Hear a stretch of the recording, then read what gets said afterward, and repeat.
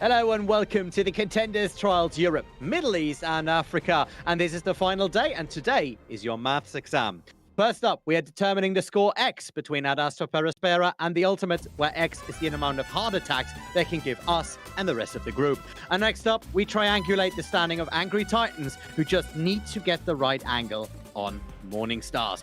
My name is the Olemancer, your teacher's assistant for today, and with me is the Professor of Probabilities, the Archimedes of Antinate Arcs, and the Matrix Master of Metas, Man of Class. How are you today?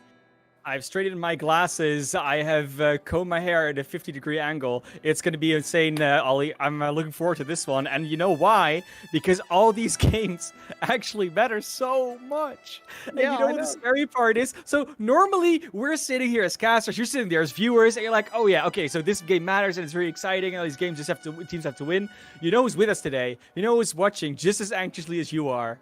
Young and Beautiful. Because there's nothing they can do to control their win here. The Ultimates and Astra. If Astra manages to win here, at any outcome, Young and Beautiful goes to Contenders. If the Ultimates win, well, then we're going to be in a situation where Morning Stars have to win them up against Angry Titans. Otherwise, Young and Beautiful doesn't go to Contenders. And with the roster they currently have, that would be a shock to a lot of people. So let's hope for them that the Ultimates maybe not do as well today. But of course, there's plenty of possibilities that that's actually the case. And when we're going into this first map, Ollie, it's going to be Nepal, and that's going to be a very big proving ground for both of these teams. I mean, yes, that is a very right. But looping back to what you just said, don't you think it is a just great time to be in EU Contenders Trials right now? The quality that a team like Young and Beautiful, yeah, honestly, that a team like Young and Beautiful doesn't know whether or not they're going into Contenders right now, and everything is so close that it comes down to map differential, just shows you how good this region is and how close the quality of all these teams is compared to each other. Well, not only that, it's just been a very weird week, a strange week, but a very exciting week. A lot of these rosters were not actually completed before the actual roster log. It was so close. A lot of them haven't really skirmed that much. You can really see which teams benefited from that, which didn't. And now we're going to Nepal between the Ultimates and Astra. We're going to see exactly what these teams think that they're going to be playing best on. Of course, on the side of the Ultimates, this is something we're not at all surprised by. Downs on the Wrecking Ball, Facility on the Pharah, Naru on the Diva, Chokimilk and Ding bringing up the rear, probably with the Mercy, of course, of Chokimilk. Ding on the Ana, Foki on the Tracer, and then you see the complete opposite on the other side. It's going to be, well, sort of dive versus, no, not dive, just roll, rush. And in this open space, how are you going to combat this Pharah? How are you indeed, especially when looking at the DPS setup that Skyland Eli have gotten out of the gate with. Now, Facility already, a couple of long-range bot shots, and that already means that Astra are moving a little bit into cover, looking to go through the side entrance right away, and Facility is just waiting for the right hole to find. And Eli in the back line is putting some pressure onto Ding. Ding going rather low, is able to save themselves for a little while. Now we're riding with Fuki. Fuki looking for some targets on the back line, jumps onto Mayday, needs to pull back and immediately finds Eli in his own backside. That is very scary for any Tracer. Mayday doing low, great anti-nade, gets Skyle down. Teemo immediately falling down afterwards, and Eli falls as well. Right now, the Ultimate's in control, and in control handily, just 13% on the point, and the cap should actually flip as soon as they can just get rid of Hazox over there. And it's not at all surprising. From the get-go, they had a dominant percentage because of advantage in position, because Astra had to go back to spawn and swap. I mean, they saw the ball, they saw the fire, immediately were like, you know what, we're not going to play Rein Zarya against it. It's the right choice, don't get me wrong, but you do give up a lot of control. They did take a bit of a point percentage because of that point presence that they have over the Ultimates, but 26%, it's not really enough for the rest of the fight. Vigility has the barrage ready, and the ultimate are probably looking to extend that hold on the control point. There we go. Ultimate has been launched. Does not find an awful lot of targets there, as they're immediately getting targeted out of it by Eli, Dance, and Chalky Milk doing the Lord's work there, though. Vigility back up into the game, and now we're riding with Skyle. Has that pulse bomb, doesn't really find a target over there, as Aussie and Hazix both go down pretty quickly, and it was close to the cap, but just not enough. Yeah, and we're constantly riding, of course, with Vigility because he's so instrumental to how this comp plays out. Got res by Chalky Milk in a monumental res, actually, I must say. They had the Valkyrie on, but Eli was ready to hack them. Still got that off. And Vigility already back to 50% the next barrage. That's just how this goes. Every fight, every other fight we fight in half, they will just have that barrage up, and you need to be ready. But this is all about EMP. Eli needs to hit it. Yeah, that is right. Now there's an EMP coming straight up. Eli was able to fire it out, and the ultimates lost Dance pretty much immediately afterwards. Now, there we go with the Primal Rage on Teemo. He's looking for a couple of targets. It's Skyle and Hazard that get the opportunity to fire it in. The barrage to Aussie, but he kills himself in the way of that. Hazard now back onto the point, and that Astra Perispera want that point, want it desperately, and are going to get it if they can get rid of Dance in time. That was a good way to disconnect Chalky Milk from Vigility finally. Don's getting caught by that EMP and just getting destroyed. Yes, you don't hit the entire team, but you don't have to. As long as you're able to separate Chalky Milk and Vigility for that period of time, it doesn't matter if that res comes off. It doesn't matter because Vigility will be completely vulnerable. And Hazok just capitalized on that, doing a great job on separating those two and then capitalizing on it as a team. They definitely are. Now riding with Fuki in a fight versus Skyle. Both of them very good on that Tracer. So we're going to see this a couple of more times in this series. Fuki! Double kill on the back of a very nice stick onto Mayday. Vigility opens up onto Skyle, and the ultimates are just going back in. Take it handily, and this should actually be the cap for round one. No! Actually jumping in as Teemo straight into the minefield. Yeah, that doesn't really do anything, right? Just jumping in as a Winston, you're just gonna go down. But where was Hazox in that fight? How is Skyle able to get so much value? Why aren't they being peeled for in that situation? I know the Pharah is also around, but they were firing at the same targets, both Skyle and Vigility. So Hazox not being there with the defense matrix was a huge problem right there for Astra Perispera. And now that we go into the next map, it doesn't look like either team is going to change up much. We might see some Reiner come out from Teemo. But if you're expecting the Ultimates to run this, which I think at this point we all are, then you're not going to change up much. At least the Ultimates are not going to change up much. So you have to try and adapt to them still. And Hazox does go over to Zarya now. We've all said it this entire week. I'm not the only one. Everyone likes Hazox better on Zarya. And all you need to do as Hazox now is get more value than they can get against you DPS-wise. Because you have the third DPS on your team now. And also, but no. I mean, they go back to spawn. Going back. Yeah, they're going to. Yeah, no, because. And I think that's just poor scouting on your part. And on the other hand, it's brilliant scouting from the Ultimates. If you realize that everyone has been, hammering on Hazox's D.Va the entire week, keep playing the Tracer Pharah, because D.Va is so instrumental in dealing with that. No, that is right. And the Zarya, we all know Hazox Field plays a godlike Zarya. It's just God tier at that point, absolutely devastating to any opposing team. Now force them on the D.Va where it's a bit, underwhelming, and then you get situations like this. Right now though, Hazox goes straight up and tries to deal with Vigility. It's not able to get near enough though. Ding going down to Skyle. Naru wins that D.Va battle versus Hazox on the sideline, and after just a couple of percentages this time on the Ultimate, once again at Astra Perispera in control of the point, but can they hold it?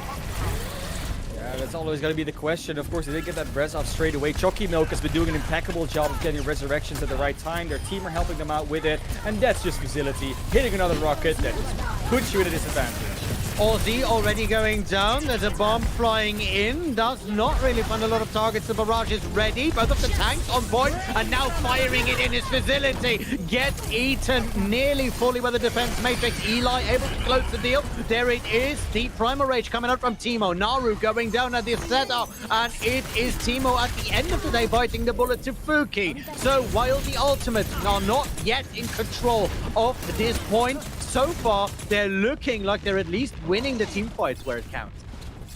Yeah, they really are. It's surprising that Astra is still in control at this point when the ultimates are looking to be so much more controlled in their team fights. And a lot of that has to do with the point presence. Teemo, Hazox, and Eli, and even Skyle are just providing more of that than Facility and Chucky Mill can. And there's the example. Eli just takes out Facility. And how can he get back into this point now? Has the EMP as well, fires it in, just goes into that little side room. Beautifully set up. Eli gets danced out of the way. Skyle and Teemo with the follow-up right away. And Skyle is just going around the side, trying to harass that backline before anyone can reform a cohesive unit. And at this point, you start wondering, right? Okay, Ultimates, you think you can win against this composition because they just maybe don't have the most superior diva in the week? Well, it's still a map that doesn't work for you once you lose the point. Facility getting back in here is so tricky because they see you coming. They know exactly where you're going to be, and they can preemptively shoot you out of the sky. Yeah, the Coalescence now already out, though, for an Astra Perospera, but Teemo in there with another Primal Rage gets sleeped out. Facility wakes him up with that barrage, doesn't really find a lot of other targets, and this might just be a mistake. Aussie gets Naru with the help of Mayday. Good form by Fuki, but that gives you no presence on the point. The overtime break now running low. Facility jumping in there. Same goes for Chalky Milk. He goes down straightly after, so Hazox with the double kill keeps that point clear. Goes on for number 3, kills Dance, and that's it. We're in a 1-1 situation here. Yeah, nicely played from the Ultimates. Just the map working in their favor, and then realizing that if they're gonna be playing this far, this is where you can beat them out, because there's not a lot of places to run. That was the problem they had on Shrine. You can really follow them because they'll be able to run away further than you can follow. Higher, further deep, horizontal, vertical, diagonal, whatever they want to do, they can do it. And that's not possible in Sanctum. Now that we go back to Village, which is sort of a bit of an in-between map for those two in that situation, we're going to see the same matchup. And this time around, Astra doesn't seem to be one coming out of the spawn with something that they're going to swap off anyways. So this is the first time we'll see Astra actually get the same position, maybe even a superior position to the Ultimates. And let's see if they can actually capitalize on that by blocking Facility early.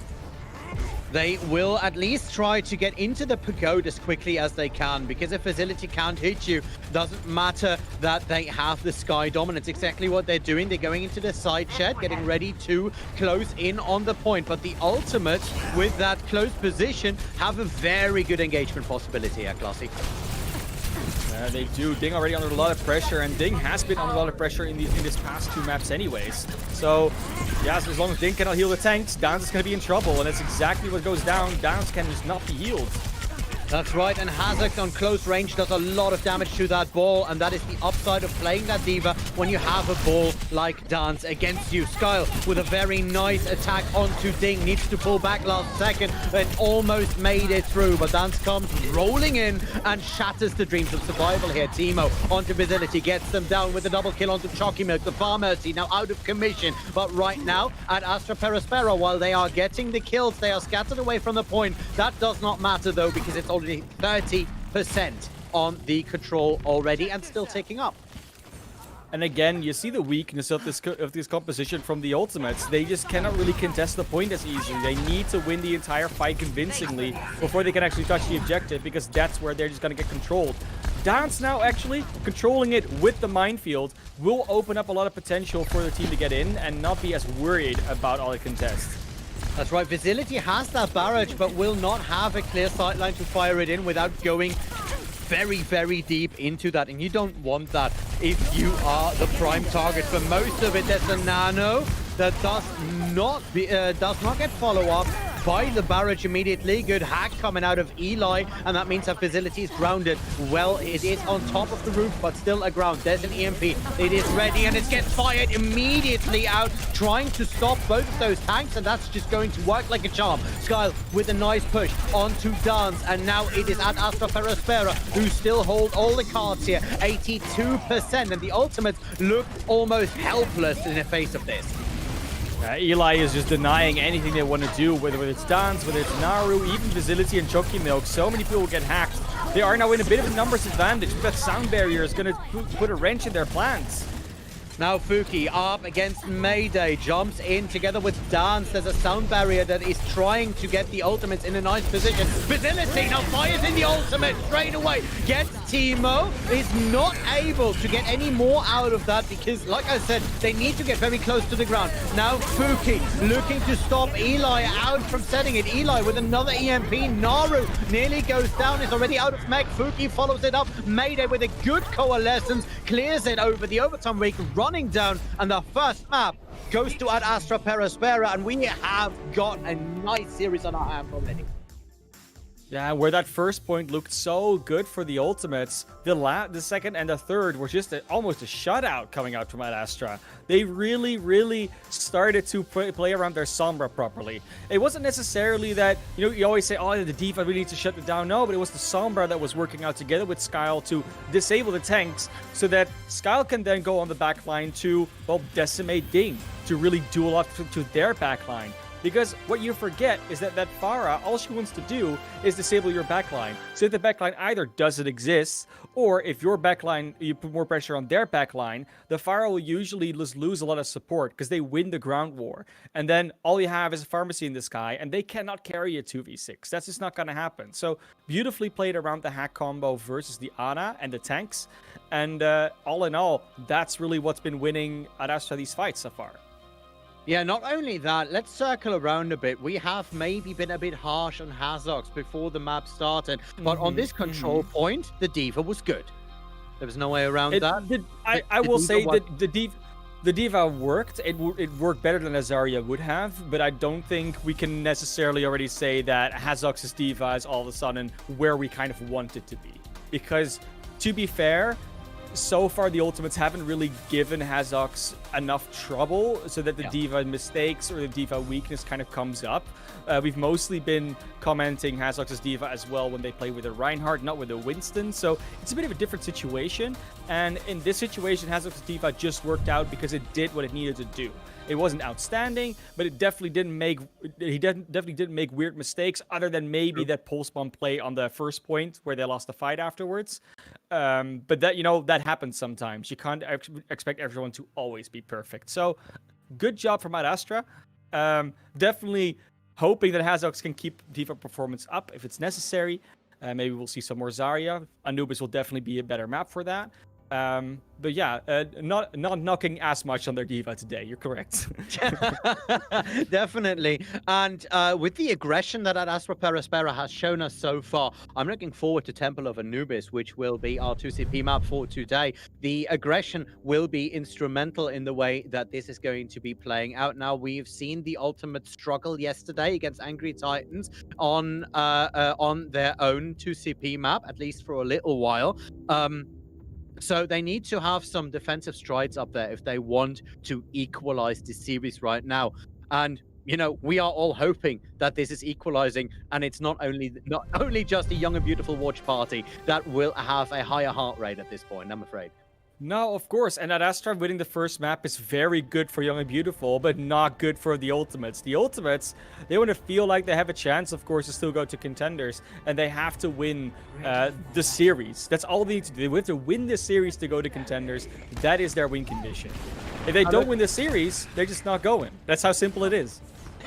Well, that's not actually true. That's not actually true. Actually, if they don't win and then Morning Stars wins, that's when they can still go to Contenders. But we'll get into that later. Right now, we're going to Anubis. It is going to be the Ultimates on, on defense first, it looks like. And they're setting up with the May Reaper defense. Naru on the D.Va, Dance on the Reinhardt, Chucky Milk, and Ding on the Moira Lucio. Of course, this map has always been known to be pretty favorable to May on the defense. And that's why it's so cool that you can potentially see Eli come out on the main on the attack here. Because you can counter wall. If they want a wall, you put a wall so that their wall cannot be placed where they want it to be placed. You can sort of walk in for free in that situation. Yeah, I'm liking the Mei versus Mei play. Not something we see often nowadays, so we'll see how it Oh, works. they debated. Oh, yep, and there's the first map set up there. The wall blocks out the strategy that at Astra Spera have been going. Of course, the ultimates know where it is going at, but at Astra now up on the high ground, ready for that first engage, and that's what they're going to try and do right now as they jump down. Timo on that Reinhardt tries to make some space. Skyle already going along this side to put some pressure onto Dance here, but so is Fuki. We do see that both of these teams play to an equally interesting game plan, and both of them not fully committing to this attack yet. Yeah, now we can really see whether this diva of Hazard has been improving. The Mei wall at least is good, but will it be followed up on so far? Yes! Oh, Fuki goes up onto it. Skyle on the same with Dance. Fuki with a double kill this time around, and the ultimate suddenly in control of this engagement. And that was on the back of Fuki taking down both the enemy Reaper and the Reinhardt. Yeah, Mayday falling early was really the issue there. I mean, you don't want to lose that Moira. That early coalescence from Ding was just an advantage that you couldn't give away. And yeah, I mean, even if you lose your own Reinhardt, that healing advantage is just going to win it out, especially with coalescence. We'll see how life is going to be once at Astra Spera comes out of those side angles yet again. And the engagement this time a lot more ferocious. Good bit by Timo. Does not find the kill. Naru and Fuki do. Eli and Timo, both of them going down. And that means that the ultimates can push back and push back hard. Yeah, so far the ultimate's holding strong on this map. It's always been a map that they've been good at. The one time we saw them struggle this week was when they played against Young and Beautiful. That just put that hit scan on the high ground and they just couldn't get in. But their defense has always been strong, especially when you look at the way they play around the Mei. These walls have been very clean, and Eli just has not been able to set up their own plays as much. Now moving in yet again, Eli, you are right, has been struggling a bit on that Mei. Maybe it is not the right call, but we have another minute 30 to find out how it is going to play out. Now both of the Mei wards are going out there. Hazard's trying to sweep the high ground clear, but the ultimates keep up with it. There it is, the Death Blossom comes in, does not find any targets. Good counter by the sound barrier here on the side of the ultimates. 3 versus 2 on the point now, and Facility finds an instrumental kill. Beautifully set up, and there is the Blizzard to follow up. Timo, Ozzy, and Mayday find targets, and it is looking good. And Astra Spera should be capping A now. It is about time, because time is not a resource that you get infinitely here on 2CP. No, and that started out so well for the ultimates. Naru brilliantly pushed like half the team of Astra off the high ground, and then they even were able to just kite around the wall. That Blizzard barely hit anybody. Dance made beautiful plays there, blocking the Shatter, charging Hazux out of the way. But unfortunately, it didn't stop anything. The big advantage that they'll have now is that they didn't use Blizzard and Death Loss. They'll have those DPS ults, and Fuki just said go. Fuki takes on Ozzy, and immediately Dance and Naru are able to capitalize on a lot of damage that's coming out of that. Eli is going down. Chalky Milk takes down Mayday, and this is a holding defense on the back of a single ultimate. Yeah, I was thinking maybe the snowball stops the snowball, but it was in fact Death Blossom that came out from Fuki. Very nicely done, very nicely initiated, but also strange that it gets that much value when it's just Fuki that's waiting in there for them. You kind of think that Astra is ready for that, and now Hazux will have the self-destruct with the Coalescence and the Shatter. It's a good amount of potential for play here, but you still need to hit those. These are not ultimates that guaranteed fight value. Now moving in yet again at Astra Spera. Timo at half HP has that Shatter ready, and now both of the Mei walls are just building the Great Wall of Egypt, I suppose. Hazex gets onto Naru. Good Diva Bomb to follow up into that Blizzard. Doesn't find a lot of value. Spooky finds Skyle, so that opens up the DPS venue for the ultimates, but it is Teemo who gets a double kill before finally going down. There's another Blizzard. Dance very low, goes down at the end of it all because Hazex is there to confirm that kill. 3 versus 3 on the point. Spooky needs to pull back. It's frozen out, and immediately Aussie jumps in there, jumps up in the air again, gets a sound barrier off, looking good for Astra Perispera, but the tick is still not confirmed, even though they are putting so much resources into it. The ultimates coming back in after the sound barrier of their own. The Shatter doesn't find a lot of targets on Dan's side. Nice block here by Teemo, but at Astra Perispera, been pushed back effectively. 1 minute and 30 on the clock, and its fight is not over. Spooky has that Death Blossom, will look for some targets, and does fire it out now. Gets Skyle before going down. The Coalescence is alive for Ding here. Good bomb this time, Dance going down, and we are still in a 3 versus 4 situation right now. The 4th player for Ad Astra being under the bridge here. Ding goes down to Aussie. That might open things up, but no, Ad Astra Perispera just faltering under the pressure. They kept playing for too long. They kept losing 1 or 2 players every now and then. And while it felt like they had numbers advantage, you know those respawns are going to come in first for the respawns. Now they're going to just keep cleaning up members longer and longer. 55 seconds on the clock, and you still have to wait for 10 for a few respawns. This is not looking great for Ad Astra right now. Yes, you have a few ultimates coming up. That Sound Barrier, that Blizzard, that Death Blossom, they can be instrumental, but it can all be shut down so easily by either a Sound Barrier, a Shatter, maybe even a Self-Destruct that just zones you out from follow-up. Well, you will have to take this on methodically because you do not have time for a full reset, reset from the spawn site. So you need to build these ultimates slowly, deliberately, and then explosively move in. We will see how that is going to play out at Astra Perispera. Come in through the side channel. Now moving in. Eli has that Blizzard ready. Should be throwing it as soon as they are sure that they can, because Naru has been decommissioned. There it is. The Blizzard coming in. Skyle has that Death Blossom, is not firing it. Good Shatter, and the bomb is massive. Naru once again clears out the time. This is crazy. Naru is a pyromaniac, if you ask me.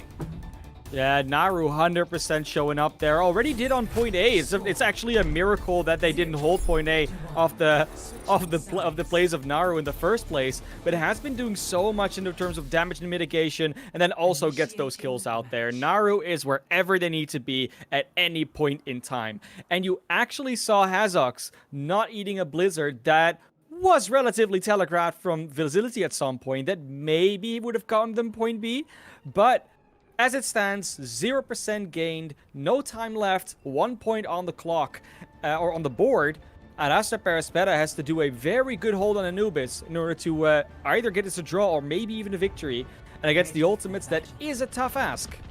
Yeah, and let's not talk too much negativity about Hazox because they made a lot of space, especially on point A when it came up to it. So that is a redeeming factor for that Diva. Now, Naru had a great series yesterday and is looking to have a great series today, but that does not diminish the other side's off-tank. We will see how things will develop now at Astra Perispera. Thank you, boys, for choosing this very, very easy name to pronounce. Get ready for their defense.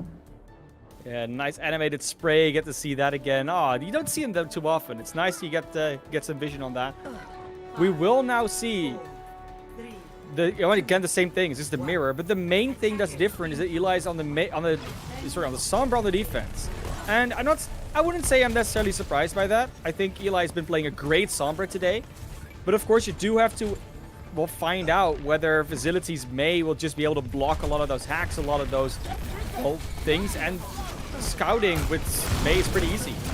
Well, we do know that Eli can be a sneaky little bugger, so if anyone can play around that side, that is him. So I'm looking forward to seeing what's happening. Skyle already looking up from that high ground, looking for a target to jump on. The same thing goes for Eli. The hack did not go through onto Dance, and that is a bit of a downer here for Eli and for the rest of an Astra. Teemo going down, so is Skyle, and right now that A point looks like it's going to be a fast cap, and I don't think Ad Astra want it that way. The only thing you can hope for is that Eli can build up this EMP, because otherwise this is going to be a very quick point B. Facility, Dance, Chucky Milk, Ding, everyone got their ultimate there, and it's just hoping. It really needs to come down to either a huge shatter or a very impactful EMP. Otherwise, this is looking like a snowball with the likes of which you've never seen before.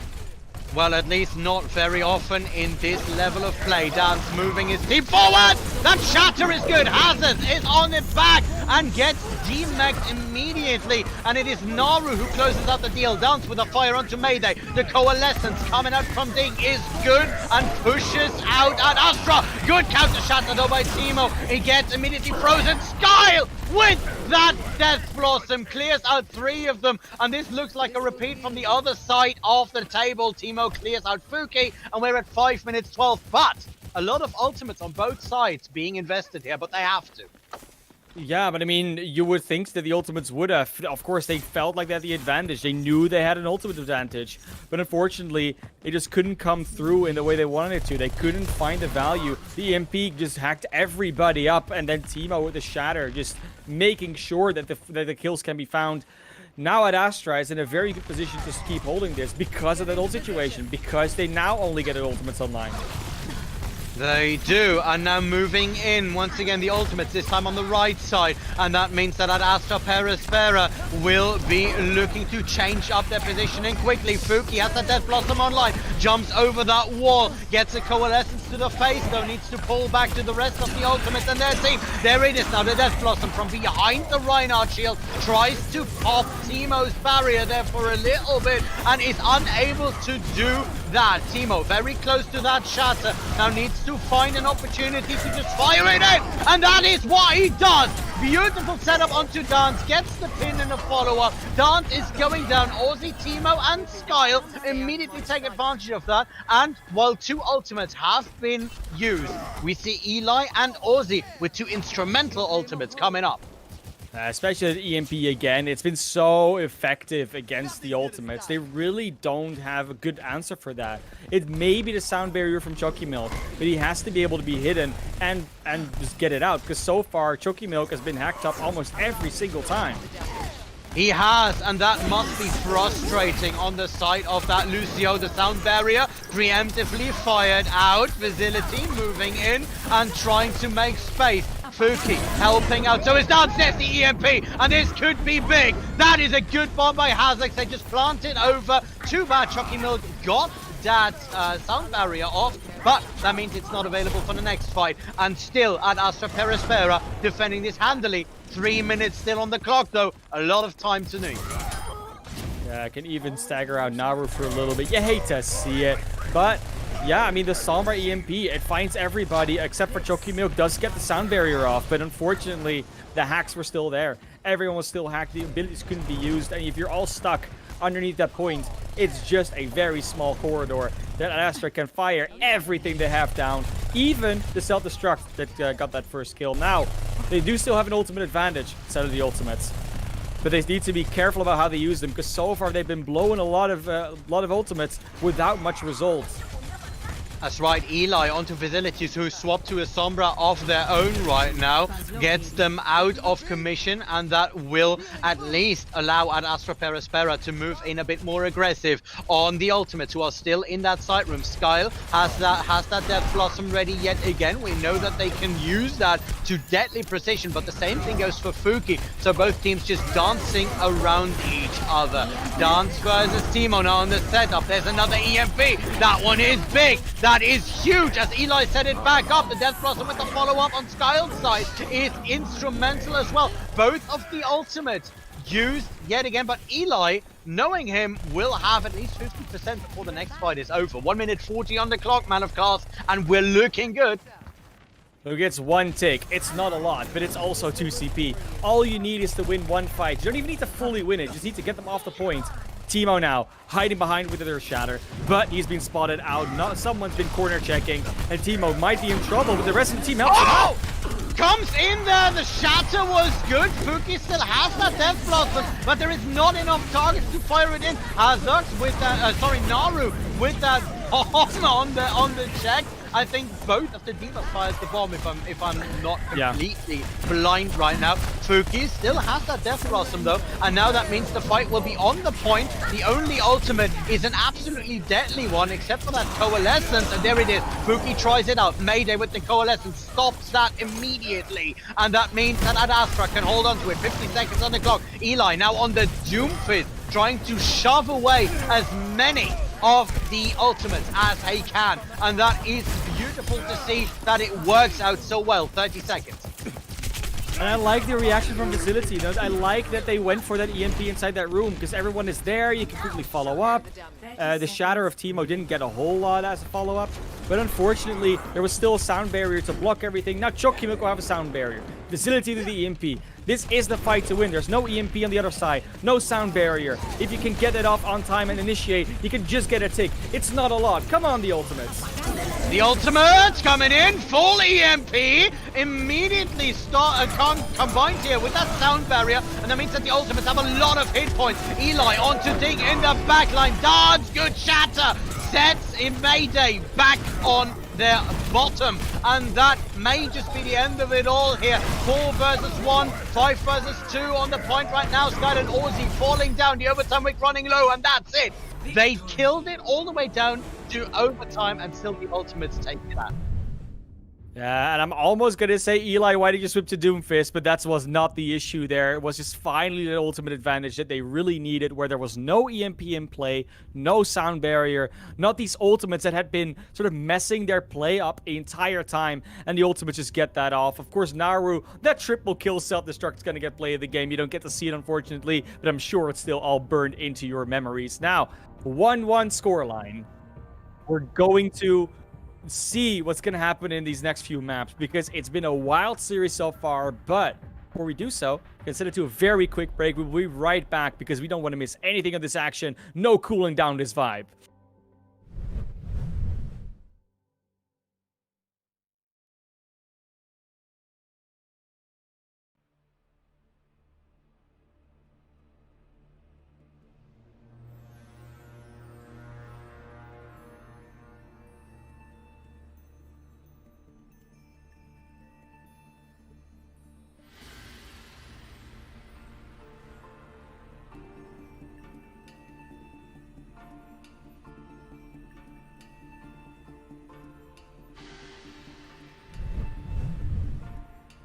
And if you get that passionate and throw your microphone into the rest of the room, you know that the play-by-play will sound a bit funky. But this game absolutely isn't. We're still looking at the ultimates, and at Astra Perispera, it's a 1-1 tie. This game decides nearly this entire Contenders trial season.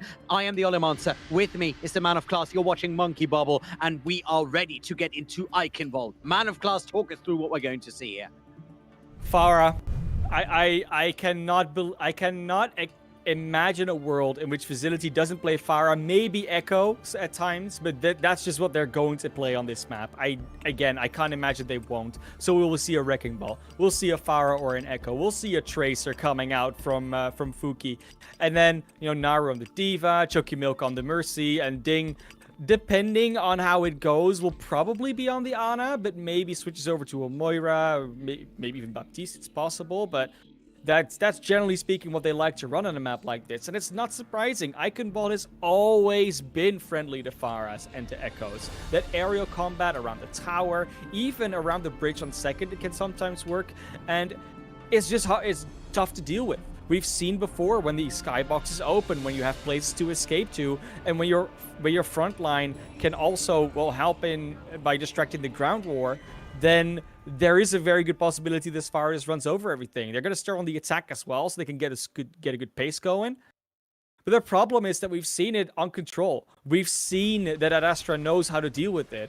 The only question is, will they expect it from the get-go? Will they go out of their spawn in a composition that actually works against the Farah? Because otherwise, this could be a very short point A.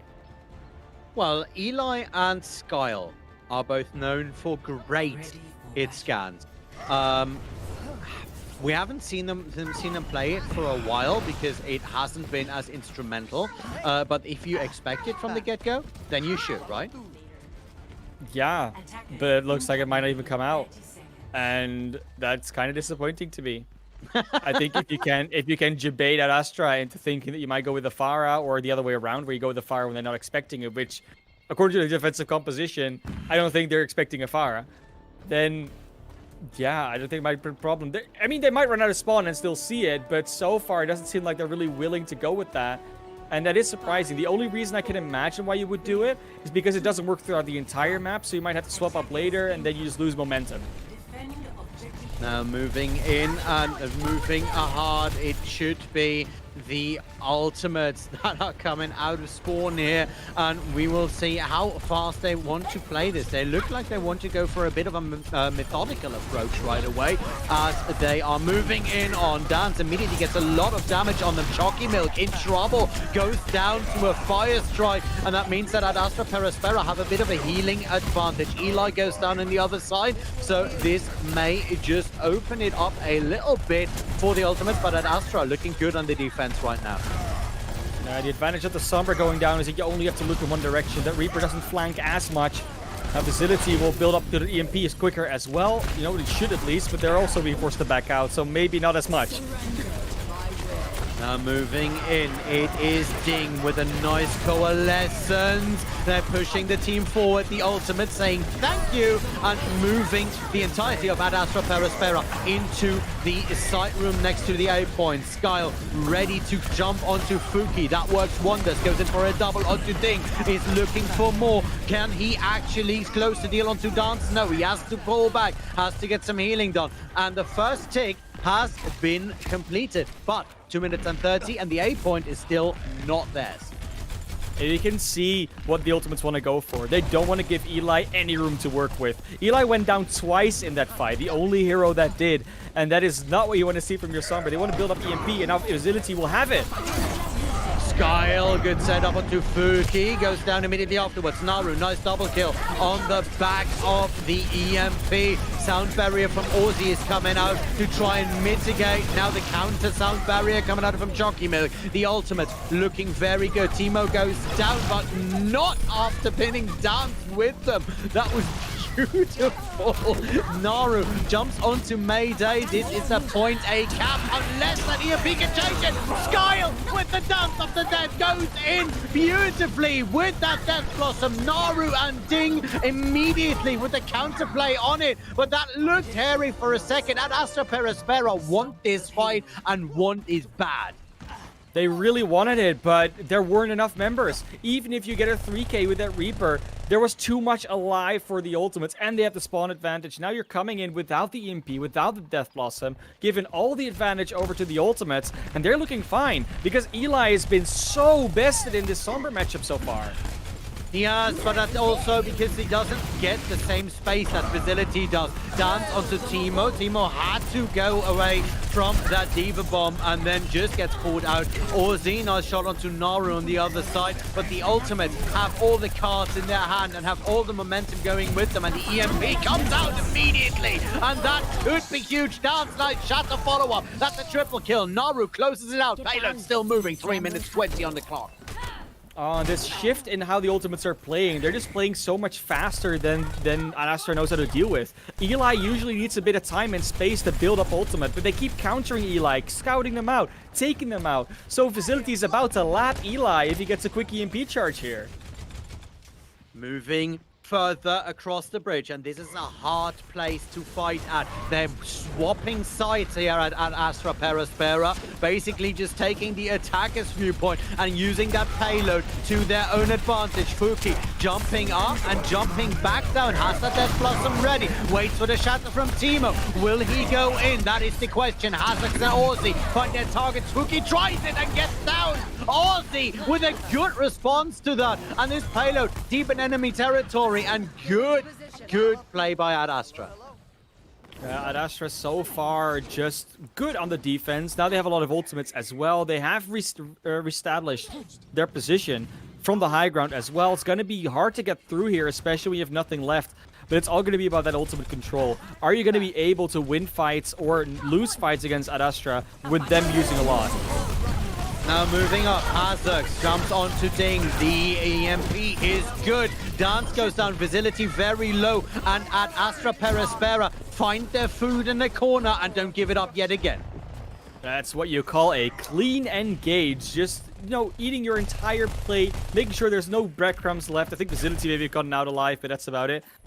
And now we do see the switch coming out here. Oh no, Naru, of course, it just reset the mech, so they won't have any ult charge left. But at least we're going to go into a fight where it looks like the ults are going to be slightly more even. Visility, of course, on the EMP. All he has to worry about that one. Chucky Milk not having to worry about it. Skull fires out the Death Blossom, but there's a sound barrier to stop it. Maybe getting that out early is a very good setup as Hazex jumps onto Dance Timo with a good shot onto Fuki. And this is at Astra Perispera on the defensive side, and they play that beautifully. Yeah, they keep just being able to jump from the top rope and walk up or fall on top of wherever the ultimates are and not be blocked by Dance. Dance not able to block that shatter from Timo. That's not his fault. Not saying it is, but that's how well that was executed. That's how well you drop in the middle of the ultimates. Yeah, and getting that sound barrier out from Chalky Milk is huge, and then still wiping the floor with your opponent, that will go a long way. Visility has been detected, goes for the EMP anyway. Good engage from the ultimates this time around. Naru onto Skyle, and Visility looking to hack Timo again, actually gets it off. Timo going down, and now it is up to Astra Perispera to weather this storm, and this is going to be very hard. Hazex goes down, goes out of mech, and then gets killed. The payload had backed up quite a bit, but now is back on it. 25 seconds, and they still have another bridge to cross. Yeah, one, maybe even two fights to go, and you only have 18 seconds on the clock to get to that second checkpoint. This is looking great for Astra so far. And Eli's ready for the EMP. There, it's gonna go out. It is going out, and it should be followed up most likely by a shatter, depending on Timo coming. Yes, there it is.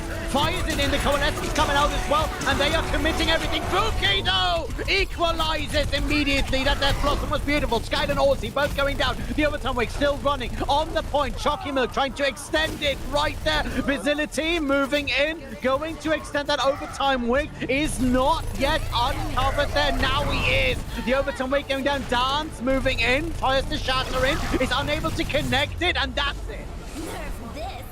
The ultimate's not able to go through that second point after a pretty good point A attack. They were looking so dominant in the fact that they could just run over and deny Eli anything they wanted to do. But as soon as that second checkpoint comes, as soon as you have that predetermined high ground set up where it's way harder to find the Sombra because there's more space going on in that entire area, Eli just gets what they want to do again. Their EMP engages are so clean for Astra, and the same can just not be said right now for the ultimates. Visility's EMPs, while they hit a lot of people, there's always something on the side of Astra that comes out after, whether it's a self-destruct, maybe sometimes a Reaper that's already Wraith forming so it doesn't get hacked. There's so much to work against Visility's EMPs that even though he got maybe like one or two more, that just didn't lead into one or two more fight wins, which they would have needed.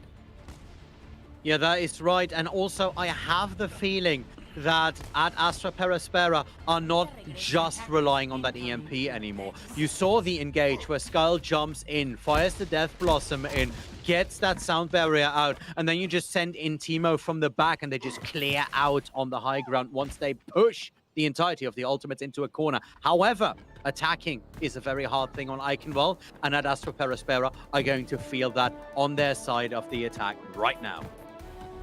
Yeah, it's going to be a very tough ask to hold at Astra for this long, but it's definitely not impossible. We saw how it went on Anubis just now. Of course, in 1-1 situations, whoever wins this is going to take a lead in the series, and that's what you really want in a series that decides so much. Skyle porting into the bridge side room here before swapping over to the Reaper at Astra Perispera in a good position. But now they need to be decisive, needs to push it in. Now, moving forward, Timo guards his team and guides his team along the short side of the bell tower, going along the other side just to make some room for the rest. Skyle moving in, weaving in and out of the fight, but right now it's just skirmishing rather than a full-out fight, Classy. It's all about positioning, trying to see where's the enemy team coming from, how can we engage on them, are they going to engage on us, how do we catch them, and it's going to be an Astra going in hard. Yep, it is going hard right now. Dance needs to pull back, and Astra Perospera started it up, but got a lot of damage on the way, and now they pushed it back all the way to the fallen mech over here. Visility rather close to that ultimate, a lot further on than Eli is, and that could stop this attack in its tracks straight away. But at Astra Perospera, not in turn. Now moving in, Visility with the EMP hits 4 of Astra Perospera's players. The Coalescence is coming out from Mayday, though. It might just be enough. Skyle goes down to Fuki, and Teemo fires it onto Teemo. Teemo is able to survive this, gets the shatter off, and makes sure that there is enough space for an A-cap. Mayday kills off Naru, and it is looking like the Ultimates need to give up the A point quicker than they had hoped. Yeah, once again, the EMP charge is quicker, but Mayday with the Coalescence does not get hacked. And that provides so much extra sustain and damage for the entire fight that Ding couldn't provide in time. Sound barrier ready, EMP ready for Ad Astra. On the other side, Fuki has that Death Blossom, and Chalky Milk and Dance both close to their ultimates. But the ultimates need to be careful not to get rolled on this, because otherwise you'll wake up with an ultimate in spawn. We'll see how this goes on, though. I don't know if they think that Visility has the EMP again. They might not be ready, but it doesn't matter if Dance goes down. Oh, Teemo and Skyle. Skyle with a double kill. Dylan Fuki going down. So no more shatter. No more Death Blossom on the side. And the payload just casually meandering along. Yeah, and Astra realizes they know that Eli is under a lot of pressure. They know. So what they do instead is, well, okay, if your backline and your off tank are looking so much at that Sombra, then we're just gonna focus on Dance because he'll have left support. And they're exactly right. Dance keeps on being so overrun. Eli's He's ready, but they can't follow good. up on that. There's no one there. But they can't. He can't EMP now. Right this now, Ray's gonna EMP. This is where he goes. Exactly. That's 3 of them. Death Blossoms on both sides being fired out, and they take it down. They just push the ultimate away from the little cap point, and that was just well played. Oh, you see that doubt from the Ultimates. They're like, where do I go? What do I do? And they think, okay, we're gonna contest the last second on the bridge, and then the EMP comes out, which they should know is there. It hasn't been used the entire point yet. It's so unfortunate when you look at a team like the Ultimates that should be ready, that should be able to ult track, and they're just getting outplayed right now by Ad Astra. The rotations are superior, the positioning is good, the initiations are clean, and with a 2-1 score lead, that's completely indicative of how the series has been going. Because while the Ultimates have good moments, they definitely do, Ad Astra is just one step ahead of them. As soon as the Ultimates think, okay, so we need to deal with Eli, so he can't get as many EMPs, that's fine. But all he needed was one. The entire series, the entire attack, one EMP. I mean, you can have 3 of your Visility, but if you don't get that value, doesn't matter, does it? No, you're absolutely right. And I wanted to highlight one of the players on Ad Astra Perospera specific. Sure. Aussie. On that Lucio. The way that these rotations go so smoothly, go so quickly, and sometimes unexpectedly for the Ultimates is on Aussie. Aussie is just making sure that the team cohesion is still there, and any time there is the first sign of trouble, I mean, Mayday's Coalescence in that last EMP may have been the savior for the team, but more structurally, it's Aussie and those sound barriers. Yeah, and I mean, you talk about Mayday on those Coalescences as well, and I think Aussie on the speed boost and the sound barriers, but you know, it's so good that they're able to get these ultimates off, that the positioning right, that the communication is just on point from that entire team, and it shows in the results. Like you're saying, you know, constantly they're able to initiate with a clean 6-man rotation, sometimes 3, sometimes 4, depending on where Skyle and Eli happen to be hanging out. Like, but they're always doing it as a unit. And so far, the Ultimates aren't able to get the same results with Chucky Milk and Ding. There aren't as many Coalescences that get the same value. There aren't as many speed boosts and sound barriers that get the same value as they do on Aussie and Mayday. And that's kind of the entire series so far, because Dance Shatters don't get as much value. The only one that has found really more value with their Ultimates have been maybe Fuki and Naru at times. So if it's 4v2, that kind of kind of shows you where that series is going, where those games are going. So we're really looking to the ultimates to find those combos, and not only find them, but also counter against them a bit better themselves, because there is an awful lot of 6-man EMPs hitting this time around. Yeah, you're absolutely right. So at Astra, Perospera, and the Ultimates are now moving up onto Junkertown. Junkertown, open map. Are we still going to see these relatively short-range battles, or do you expect this time to see some long-range hit scan, Ashes, Widowmakers, or even that Pharah again? I think there's a possibility that one of the teams or both of them maybe will just go for that spawn hold. You know, we've seen a lot of teams do that these days. You stand up there with a Reinhardt, Diva, or Zarya, Reaper, Sombra, or a Mei or a Tracer. You know, that other DPS is always a little bit more questionable in these situations. Which one you go for, and then just the same, just Lucio Moira. Like there's been so much more value that's been gotten out of that composition than anything else. Even, you know, when you lose with it just as fast as with anything else, and it carries over throughout the entire map. So there's almost no reason not to run it. While it is an open map, it also means that if you can find a spot where it's not as open, aka in their spawn, why would you not do that? Yeah, that's right. We had the situation where the Ultimates last night went and very deeply defended on Junkertown, so directly near the spawn, and the Angry Titans weren't able to deal with it for at least a little while. So it buys you a lot of time, especially on point A. It's still a valid tactics, that I personally do not like. Because it also has its inherent risks, obviously, because if you can stagger out one of your players, then that is a problem, but we will see whether or not this is going to transpire. I want to talk to you about Fuki for a second. Yeah, sure. Because Fuki, ladies and gentlemen, if you did not see it so far, is giving you a masterclass in flanking.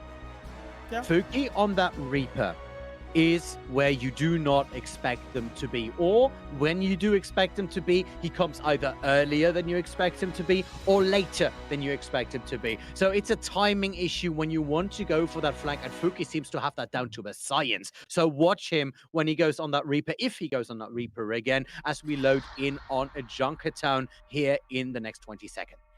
Yeah, I really felt a Lord of the Rings quote coming there, but you just didn't go for it, did you? You just left it right there where it was. Well, it doesn't matter. We're just gonna skip over that. No, but Fuki indeed is doing a good job at that. Skyle is playing a lot more with their team, which so far has netted them, of course, a lot of team fight wins. So you've been seeing it. But if this more flanky style that Fuki wants to put off versus the more flanky style that Eli wants to put off starts to work out, then all of a sudden the Ultimates are going to be able to put much more pressure on the tanks of Teemo and Hazox. And if you're able to do that, you're able to distract the tanks a bit more, then everything the Ultimates so far have been trying to do will come together, because they've been losing the ground war most of the time. It's not necessarily all about those DPS Ultimates. The DPS are fairly matched up in how much value they get, but it's about that tank lineup where Dance is often getting overrun by sort of a stronger presence of that front line together with Skyle and Teemo and Hazox, where Teemo's just winning that because he gets more support because they don't flank as much. You're absolutely right on that, and that is also because Skyle doesn't go on as many flanks and has more of a, well, balls to the wall approach, basically, to playing that Reaper. Just staying on the 6 of the Reinhardt for a lot of the time, and that works out beautifully. Now moving in the Ultimate on their first attack. Dance already very low. Skyle, like I said, behind that Reinhardt shield, but it is Ding who finds Eli at first. Now, no more Sombra on the side of Astra Perospera, and a lot of pressure coming out of the Ultimates. They're moving in on them, and they are trying to get at Astra Perospera not only out of position, but out of commission. That's what's been happening on Icon Mod as well. Every time they did well, it was because they're pressuring out Eli early and then are still able to focus the rest of the team on the front line. If they can keep that up, it's going to be a very good attack, but they do keep Facility letting it get hacked out. Now he's setting it up. Fuki has to pull away from that coalescence there, but Mayday has been set up. Facility coming in. Once again, 20% off the hack. Good hack onto Skyle here, and needs to correlate out at the end of the day. Dance was hacked, but is able to be healed out of that, and the rest of the Ultimates hanging on to that payload, hanging on to that advantage. Teemo gets Facility, but immediately goes down. That's the EMP. Fuki already used that Death Blossom, but it does not matter as Dance and Fuki go look for more on the back of that EMP setup here. That was Eli's EMP, Ollie. Since he didn't use it. It was Eli's EMP, and they just overpower that with the Death Blossom. It's just... Yeah. No, that I know. Yeah. I know. I saw you say, like, wait, that was Eli's EMP? No, it was. I know. So somehow Eli again using an EMP, and it was good. They had it. It was a nice situation to do it in. But unfortunately, the right resource was already being used from the ultimates and just denied the follow-up. There it goes, counter EMP, this time on Facility, and that one is big. That's with a triple, with a quadra kill on the back of that, and that means it is sleepy time for Astra Perispera as the ultimates cruise on. Yeah, the ultimate's in a great position now to get towards that second checkpoint. They're not choosing to go as aggressively. It's only Fuki that's really far forward. But now they're probably going to try and block those doors a little bit more. Otherwise, it's going to be a tough one to hold on to, especially with 5 ultimates for Astra Perispera. 5 ultimates still to go, but remember, Naru has that self-destruct, and we know that they are surgeons with that thing. Now the Coalescence comes out. Sky has that Death Blossom, goes in the back and goes for it. Dance is going down because Mayday is firing in the laser on the other side. Naru with the bomb does not find the target this time around. Immediately gets hacked out and is unable to use that mech for a second time. They are in the mech, but they can't move forward. It is at Astra Perispera now pushing hard against it. The payload very close to being capped, but 3 minutes on the clock.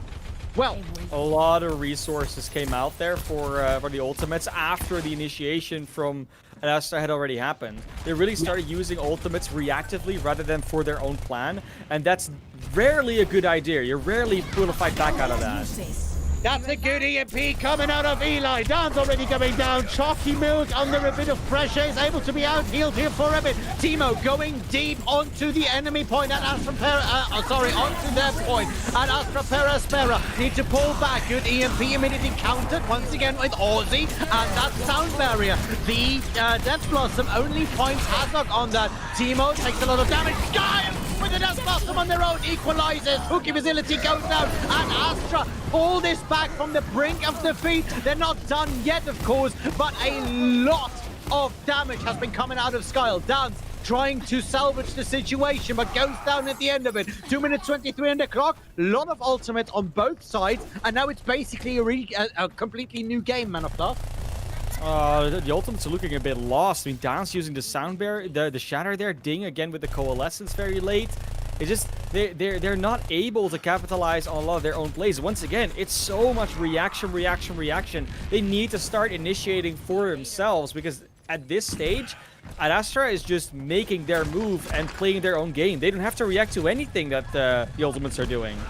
Azix has that self-destruct, and they know that it is the ultimates who are in a bit of trouble as they come into a bit of a concentrated space. Now Naru fires in that Diva Bomb, doesn't find a lot of target, but is at least able to get at Astra Perispera out of position for a while. The ultimates now moving in. Eli, EMP, hits nearly the entire team. It's just Thing that is unaffected. Fuki already going down. Dance very low, goes down after. Sky looking for some more targets, and it is Naru and Facility who get away by the skin of their teeth. Ding, not so lucky. Yeah, whether that's a lack of ult tracking or an idea of Naru that's like, oh yeah, then maybe I'll make some space, and it just doesn't work out. There's like a lot of possible theories that you could say like, oh, that's probably what it was. Whatever it was, it just didn't work out because you initiate with a Diva Bomb, and without an EMP, that basically never finds value. There's no reason why you would ever do that. It just baffles me the way that they're using their ultimates right now. To be honest, yesterday that worked like a charm. Naru bowled an ultimate in, split up their opponent, and they were able to just move in. So I understand what's happening. Sound barrier as an opener immediately combined here with Facility's EMP, but there is no one dying on the back of it. Even Aussie, who is under heavy fire, takes a while to go down here by Facility. Timo still alive, has that shatter, good shatter stop there, and it is Dance who was unable to control that. Nicely done. Timo gets Dance, and he combines it with the shatter of their own. Goes down to Naru, though. Naru with another double kill, and it is the ultimate to come out on top on the back of a triple kill for Naru. That man deserves a medal. 1 minute and 35 on the point, and we are still going, man of class. Facility finally finding some follow-up from their own EMP. Gets Aussie, gets Skyle, does a beautiful hack on the Timo to deny that charge on the ding. That was definitely a fight where Facility got a lot done, and this is maybe better self-destruct. No, because the EMP might be harder. The EMP from Eli comes out. Mayday and Skull immediately find their targets. That Diva Bomb nicely bowled in, but maybe a tad premature. That was just good response here by Eli, and a good pushback by Astra Perospera. 57 seconds, but Facility has their EMP. This could end quickly.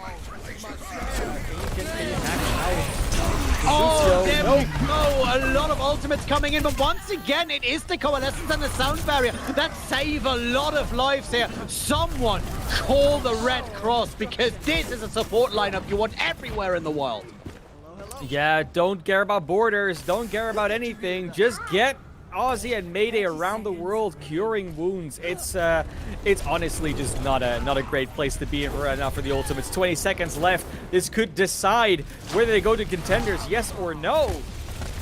It is, and they both feel the pressure, especially the Ultimates right now. The Sound Barrier coming out preemptively, trying to push it. Good shatter! Timo just puts them on the floor right away and just pushes it in. The Coalescence coming out this time from Ding. The Ultimates still not done. Dan still has a shatter of their own, looking to an opening right there, and the rest of the Ultimates need to make some space for that payload that needs to lumber all the way around the big turbine towards point C. Good EMP coming out of Eli's side here. Chalky Milk and Naruto, good response. Mayday gets onto Fuki. That is nicely done. The Coalescence once again firing up for Astra Perospera. The Ultimates still in control of the engagement. Dance with a good shatter. Had that controlled for a long time, but they're still losing one of their own.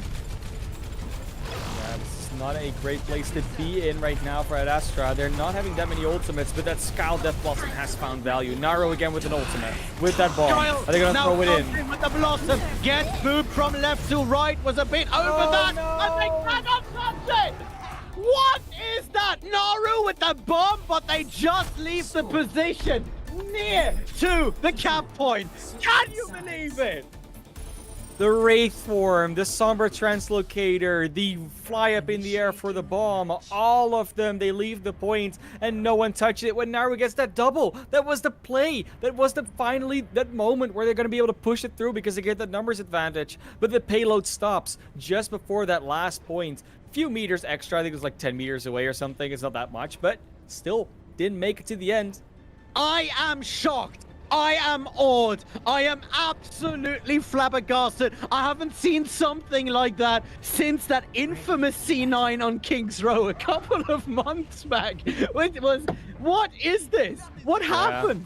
Yeah, it's another one for the highlight reel, Ollie. I gotta tell you, gotta put it in. No, this one wasn't as bad. It's sort of made sense why they left, right? Because the Death Blossom came from Skyle and they hacked it out, but Facility got very low, so they had to translocate away. And Fuki also got low, so he had to Wraith form and like trying to get away as well to the hacked Mega Health back. And in the end, there was just no one else. There were a few fighting in the room on the right on that small health pack, and then Naru throws out the bomb. Doesn't. I mean, obviously, he has to hide because otherwise, the Pilot Diva just gets exploded. Like it's not really a voluntary C9. Like that really is C9, but it was still a situation where you think they probably could have had some on the point. Well, I thought Dance was touching it, to be fair. It looked like that for the longest of times. And then it was just all over. Right now, though, let's focus on the counter setup. The ultimates on the defense. While at Astra Perospera push in. Skyle setting the tone, but immediately goes down to Facility here. Dance no longer has a shield to hold it up as Eli finds Ding and goes for more, but is in a fight against Facility here on the side point. Fuki gets onto Aussie, and the ultimates are, at least for this first attack, a little bit better, and then they looked in the last little bit of their own attack. Oh, I need a lot of healing right now. There's going to be a lot of ult charged for Ding. They will have a Coalescence in this next fight as a result. And the EMP for Facility is also charged very quickly. So this looks like an advantageous situation if they can capitalize on it. Now moving in, the EMP from Facility. Fires it in, 4 people affected. Aussie already goes down. Skyle absolutely chanceless. Hazox needs to pull back. The same thing goes for Eli. And that means it's a reset for Astra Perispera. 2 minutes and 50 on the clock. And I don't think the ultimates are going to go easy on them anytime soon here. No, but they don't have any tanks right now. They're still coming back from spawn, so a quick engage here for Astra Perispera could lead to a lot of advantage, especially with that EMP coming up right now. Now moving in, Eli. He is going to go into position. Has already got his safety there. Done! Just gets hacked, and that's a good shatter. Teemo immediately takes advantage of that. Skyle on the sideline moves in now and has the opportunity to take downs out of the commission. Jockey Milk follows. Teemo and Skyle just clean up on the back of that, and that means the EMP is still online, and the payload is moving hard. And remember, they're not just inching closer to the next point, to the end of the map. They're inching closer to a spot in Contenders Trials. Actually, no. Astra cannot make it. No! Oh, that EMP now is hard. Skyle follows it up there with the Death Blossom. They touch point 4 minutes and 20 on the clock, and we are still raging on. This is crazy. Can you imagine what Young and Beautiful must be feeling right now? Oh, they're cheering them on. They're like, Astra, yes, go, just win, so we can go to Contenders. It's so easy. Just one more map. You're already 4 minutes on the clock. You have you still have a map to go. You are at ultimate disadvantage right now, but you'll be fine. EMP! Teemo goes down. It looked bigger than it was. There's a sound barrier coming out from Aussie to keep the rest of an Astra Perispera alive. Fuki has that Death Blossom, is a bit reluctant to go further in. Now slightly moves onwards, but I don't think that the ultimates are going to fire it in while at Astra Perispera. A, pull back, and B, regroup. 2 ultimates, so you barely win a fight, half a fight with that, because the re-engage is already there. The re-engage is coming, and Teemo is just swinging that big hammer. Dance very low. Naru already hacked. That means that the front line of the ultimate has been outplayed. However, at Astra Perispera decides to go and contest that high ground. Good charge from Dance here. Teemo gets healed back up, and it is a reset time for them at Astra Perispera. This time going via the lower end. Dance and Fuki up on top. And remember, Fuki has a Death Blossom. If he drops and pops, this is going to be an interesting. He's actually trying to catch up with Eli. He's doing a pretty good job of it. The Shatter is down. Shatter is down. Coalescence is firing in. Mayday onto Fuki. So no more Death Blossom in the air. Teemo on through Dance at Astra Perispera in control of the engagement. Teemo very low though. Skyle and Eli find their targets. 2 minutes and 35 on the clock. Payload hasn't stopped just yet. And this could be the cap unless it's a very fast re-engage from the ultimate.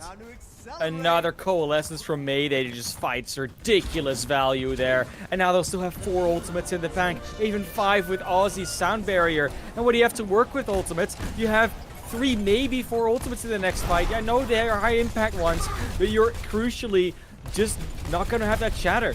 That's going to be the extra cherry on top that Teemo still has in the back pocket. Facility has that EMP in a second and will get ready to go around the side, probably knowing that there is a lot of ultimates on the line. Slowly inching forward here, going into that side room. Facility now would be the time, move in, and he goes. There we go. No more ultimates on the side for Astra Perispera. There it is. The counter EMP and the sound barrier comes out, and Astra now have the opportunity to counter push that out. They're going in. Skyle still has that Death Blossom, but needs to get out of Naru's way.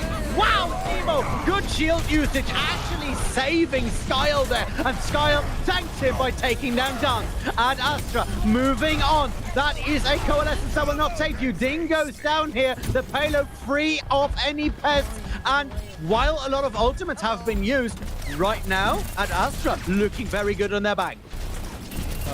Facility uses EMP when half of Astra aren't even in view yet. Eli just gets so much more value out of that follow-up, and now Chucky Milk will have the sound barrier. That's crucially a tool that's not available, and they're going to initiate with it. Barrier going up. That means that you have a lot of positive set here. Skyle unable to set it up as Fuki comes in from the side with a double kill. And the Ultimates want to stop it here. 2 minutes and 20 on the clock. But the Ultimates are very, very aware of what could go wrong.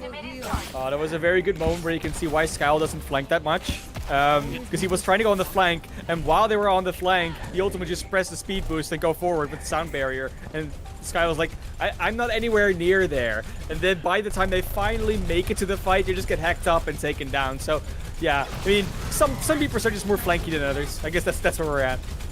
You're absolutely right. Now the fight up on top. The turbine is been completely ultimated. Eli with the EMP in the back line. Takes 3 of them. Naru already out of mech. Immediately with the counter EMP. Same thing goes for Harik. Ozzy and Timo both are affected. The same goes for Mayday. Down some facility. Find their target. The ultimate in control and have an absolute advantage. Nice try from Timo on that charge. But just shoulder bashes down to get the double kill out of the engagement. 1 minute 25. The payload is holding. And this is going to be a very tough push still to get through. I mean, we talk about Astra as if they've already won it, but that's nowhere near to the truth. Going to be coming in here with 1 minute 10 on the clock. Eli already down because they got spotted out by Visility and Fuki. And this will be the last, if not one of the last fights, because the fights have been going relatively long lately, and with only 50 seconds on the clock, that will not be possible. I mean, you cannot go for 2 minutes because then you'll be in overtime if you pushed up once.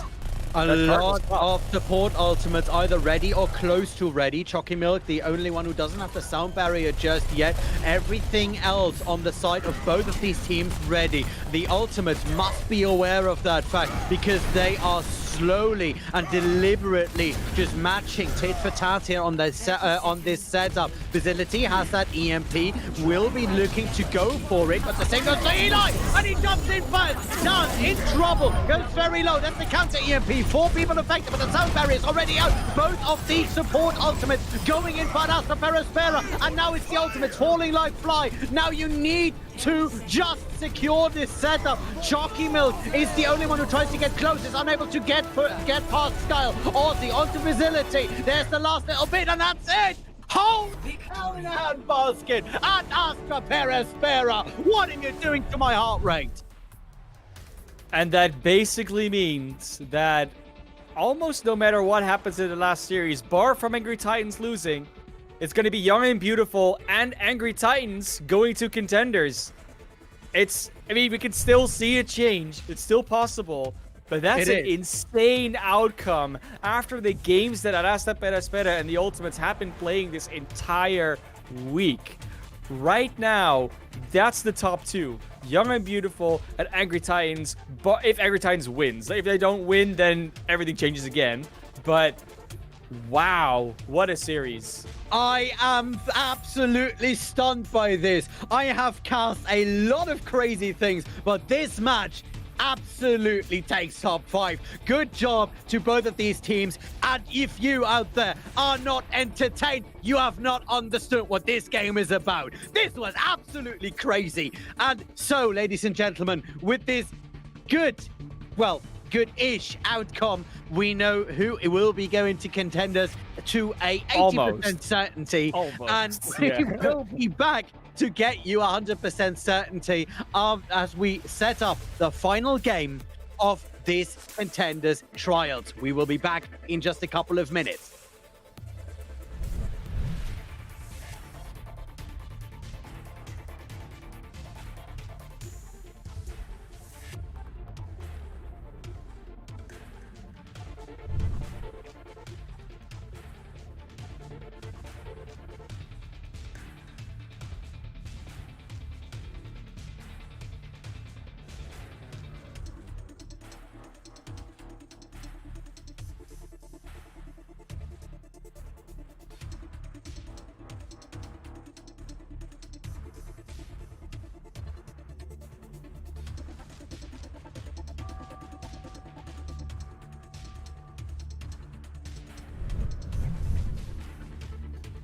Hi, and we are back. Sorry to interrupt your rehydration or dehydration break, however you wanted to cut it. We are here for an interview, of course, with at Astra Eli. And if he is actually able to speak, we have some questions from Eli. Welcome, my friend. Thank you very much. You sound exhausted. That was a tough game. There was a lot of shouting, a lot of calling, but it was worth it in the end. I can imagine. I can definitely imagine. So, in your opinion, what was the key point of your victory today? I think like we've done a lot of preparation. We've really been working hard to like perfect the quote unquote meta versus meta. We knew that Ultimates had a very strong spam comp, as you could see on the first map. But I think we did a really good job of countering that, like shutting down their Pharah, shutting down their ball, not allowing them to get any sort of value out of those carry picks. Yeah, I would say you as a Sombra, of course, are very instrumental in those situations. Did you notice the Ultimates focusing you like more and more as the series went on? Like not particularly. I noticed that they were possibly trying to do more to counter the EMP strats, and they did get better towards that, getting towards the end. But I think we've really perfected the EMP versus EMP matchup, the EMP versus beat, everything like that. We've come up with all the scenarios, and I think we got it down. Yeah, well, I mean, it certainly looked like it. That was a lot of what the series ended up being about. Was there anything that surprised you that they pulled out on you? Not particularly. Like we were ready for them to play spam. We were ready for them to play meta. They, we had predicted everything that they were going to come into us with. So I think that's why we were so well prepared. Good to hear. Well, you certainly looked very prepared. So, with that being said, looking back at the entirety of this Contenders trials, are you surprised the way your run turned out, or are you disappointed? Are you glad? What's your feeling towards this series? Well, at the end of this match, I'm very happy. Like as soon as we were no longer able to make Contenders, I was 100% certain rooting for Yab. So I'm really happy we were able to do what we could to send them into Contenders. I think overall run was better than our last trials run. Definitely, we were expecting to do maybe a little better, hoping for Contenders, but being able to stay in trials at least was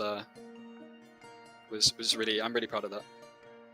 Oh, I can imagine. Yeah. On sending Sandring Young and Beautiful into Contenders, you certainly did with style. Please, man of glass, continue. So look, when I'm looking at the math right now, right? Like you're saying, there's no way we can get into Contenders, but there is actually a way. Yeah, there is a way. So if Angry Titans loses one map, I don't know how the tiebreaker works. I didn't get those rule sets. Like I don't know if the head-to-head gets taken into account.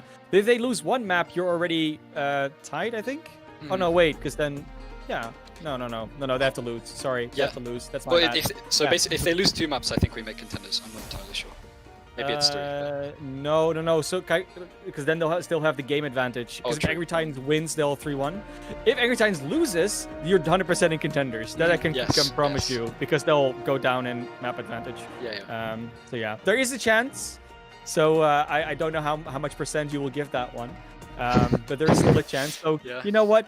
I don't know if you're going to watch the game or not, but at least have that hope in your head. The fingers can be crossed, even if you want to play some quick play or competitive. Just keep your fingers crossed. I don't know if it will play nicely, but you can still do that. Right. Thank you so much, Eli, for being here. Any closing statements to the folks out there? Just good luck to Yab and Contenders. You're welcome. Fantastic. And we are going to throw it into a little break while we set up the game Angry Titans versus Samsung Morning Stars, and we will be back in just a couple of minutes. Don't go anywhere, and thank you yet again, Eli.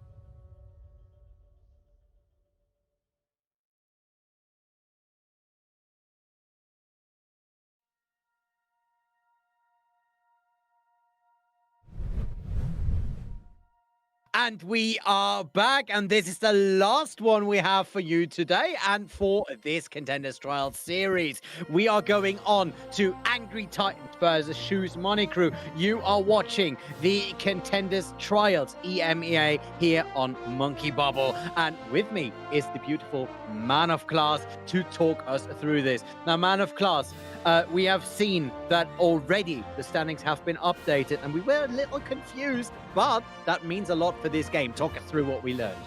I mean, look, if the map differential actually got updated correctly, that means that Astra actually cannot make it into Contenders. I was wrong about that one. I'm sorry. Sorry, everyone who I gave hope. It's not my fault. Sometimes I just don't read correctly.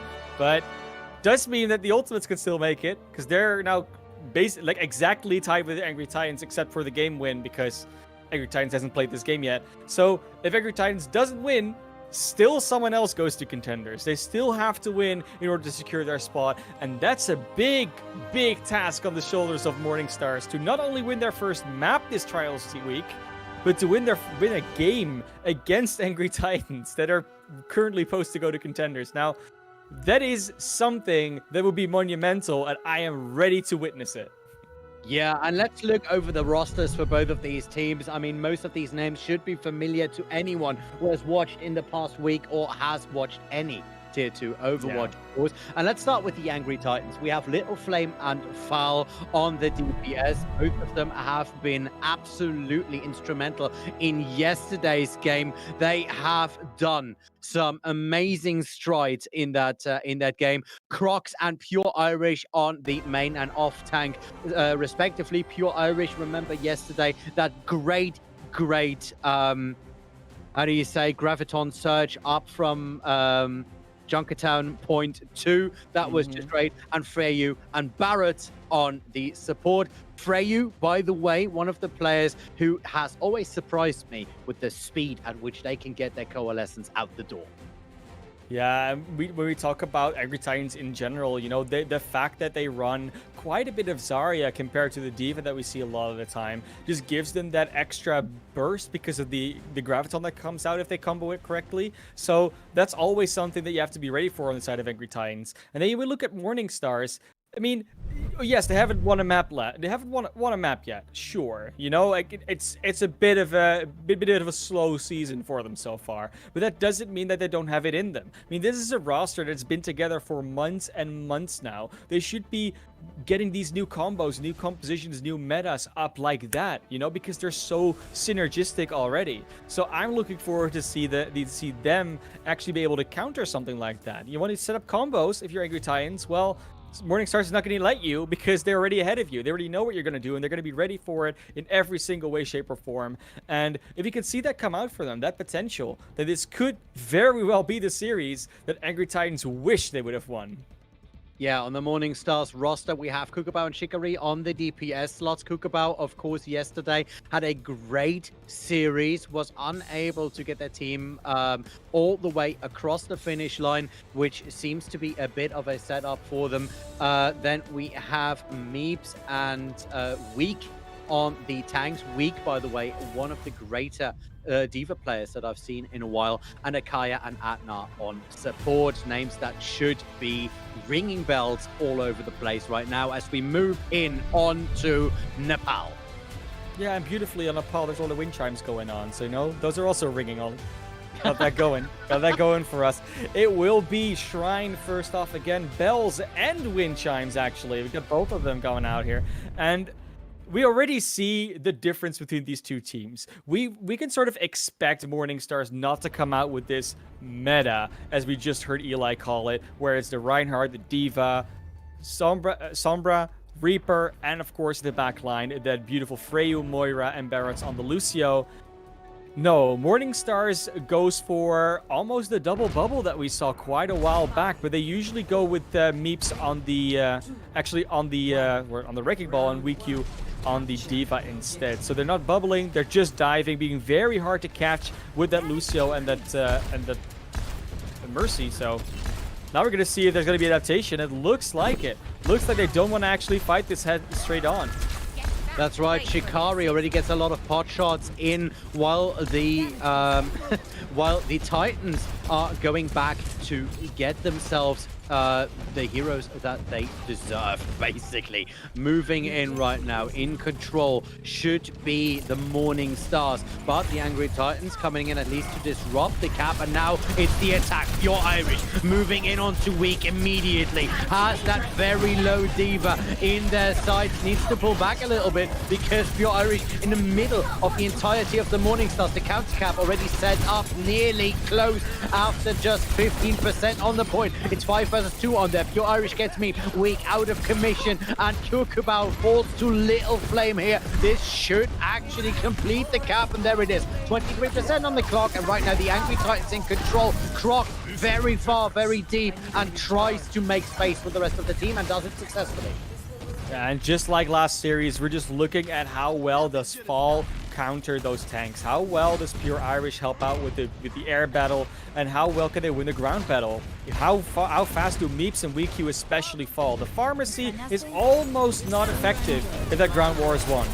Shikari gets onto Little Flame, but immediately gets fired out. That Coalescence is out from Freyu, and there you go. Atna just get lasered out like a pesky mosquito by an automated laser grid. And we do see Crocs pulls back, trying to save the backline from anything that might be tried here on the side of the Morning Stars. It is looking good for the Angry Titans right now, while the Morning Stars still need to regroup to push onto point once more. It's 46%.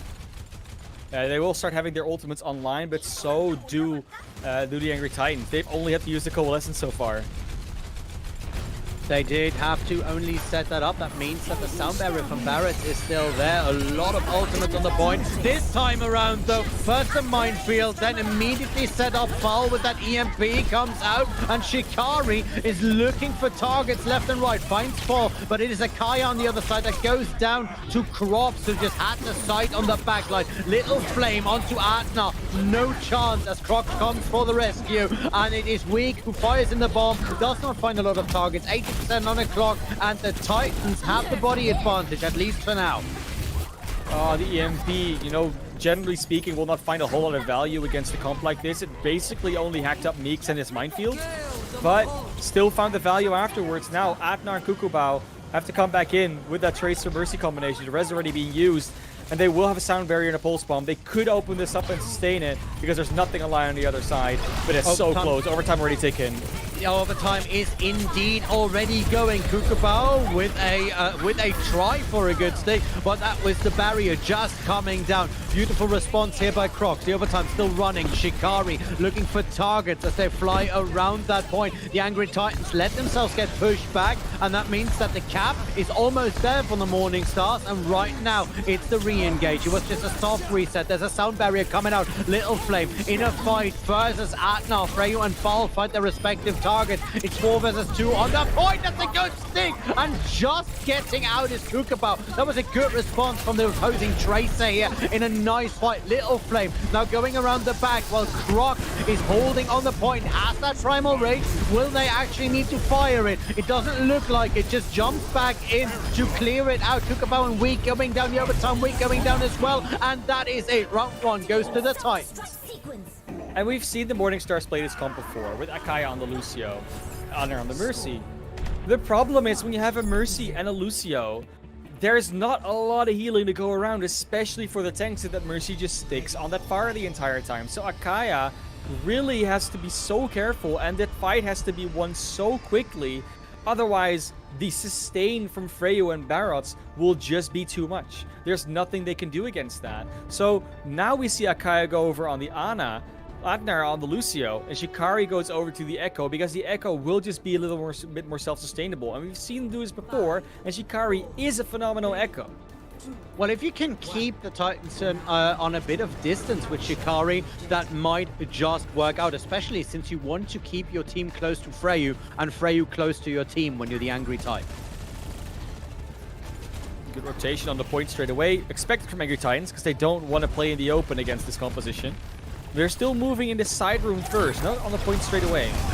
Yeah, because they want to see where the Morning Stars will be clumping up. Weak and Kukabao, though, find their first targets. Freyu and Fall both going down, and that might be the opening that the Morning Stars need in order to set it up. Shikari gets rest out. Kukabao on the sideline onto Little Flame. Now it's Shikari with a nice laser. Has to pull back a little bit prematurely, but it is Meeps who takes down Croc. It's 4% on the clock for the Titans, but this shouldn't take a long time here for the Morning Stars to clear this out and take this point over. Pure Irish still on that Tracer. Now buys themselves some time, 14%. And once again, the flip in the lower 20 digits. Oh, they do get weak out of mech at the end there, so it has to go and reset. And that gives a window for a relatively quick re-engage here for the Angry Titans if they can do that. Won't be as easy to defend against this. Of course, Morning Stars doesn't really fight on the points. They're fine with Angry Titans going there and then just poking them from all the sides. But still, you don't want to give it up as easy. That's why Shikari and Kukabao are looking for flanks straight away. Kukabao going a bit low. That was a nice try with that pulse bomb. Is unable to get it stuck because they had to stay away from Pure Irish's defense matrix. Now Mead with a nice move pushes Little Flame into that minefield, and Croc immediately follows because Weak was there to follow up on that side swipe. That's beautiful combo play here by the two tanks on the Morning Stars. Shikari gets onto Barrett, and right now Morning Stars are putting up a decent fight. I mean, rightfully so. They use 4 ultimates to win that one, so you would hope that they actually get some value, because now the Titans come in with a full bank. And what are you going to do against this when your D.Va just gets hacked? Yup, that's an EMP on the D.Va and on your Wrecking Ball. Fall immediately capitalizes on that and gets enough damage in to get a nice percentage back towards that next EMP. Kukabao on the Tracer is at least able to get your Irish out, but Akaya gets blown off. Freyu, nice double kill on an orb, actually. Gets both Meeps and Shikari down. That is just unfortunate. I would at least call this a blue checkmark lining that they're getting here, or well, green checkmark lining, because there's a lot less ultimates now online for Angry Titans. They used 4 to win that fight. I mean, they had to, but still. Now, Little Flame already goes in early on Akaya, gets it out. Ollie, they're just fighting in their spawn. They are fighting in the spawn, and Fall is not unable to take Atnar down. He is just there on the sidelines. Get that Mercy, get it early, get it often, and you will win a lot of fights, and that's what the Angry Titans live by. Kukaba almost getting that point back cap, but now there's only a sound barrier online. Yes, it cannot be hacked out, but it's not a lot to work with, especially if you cannot really get on top of the enemy team. Meeps with the minefield might once again be the big strat to just get this point back. Weak gets hacked, even though they have that self-destruct, so that is a little bit of a downer on the arsenal. Kukabao has another pulse bomb. If they can get a drop on the enemy backline, there is not a lot that they can do. There's a minefield coming out from Mead, and it immediately gets cleared out here by Crocs on a big hammer. Good stick, does not fully commit to that. Pure Irish goes out of mech, and now Kukabao with a nano boost, looking for a couple of targets, but there's a sound barrier to out-sustain anything that the Morning Stars can throw at them. Fall with the EMP. Little Flame and Crocs find their respective targets. Freyu once again with that coalescence versus Kukabao. He goes down. Little Flame coming in from the side to close the deal on that. It's now 95% versus 73, and it's looking good for the Titans. They should be able to win this handily, but Shikari comes in there after being rest. Mead is also up on the point, and both of them are just going to try and extend this overtime wick as far as they can. The wick is going down. No one touching Shikari. Rather goes for the kill than goes for the point, and Angry Titans take the first map.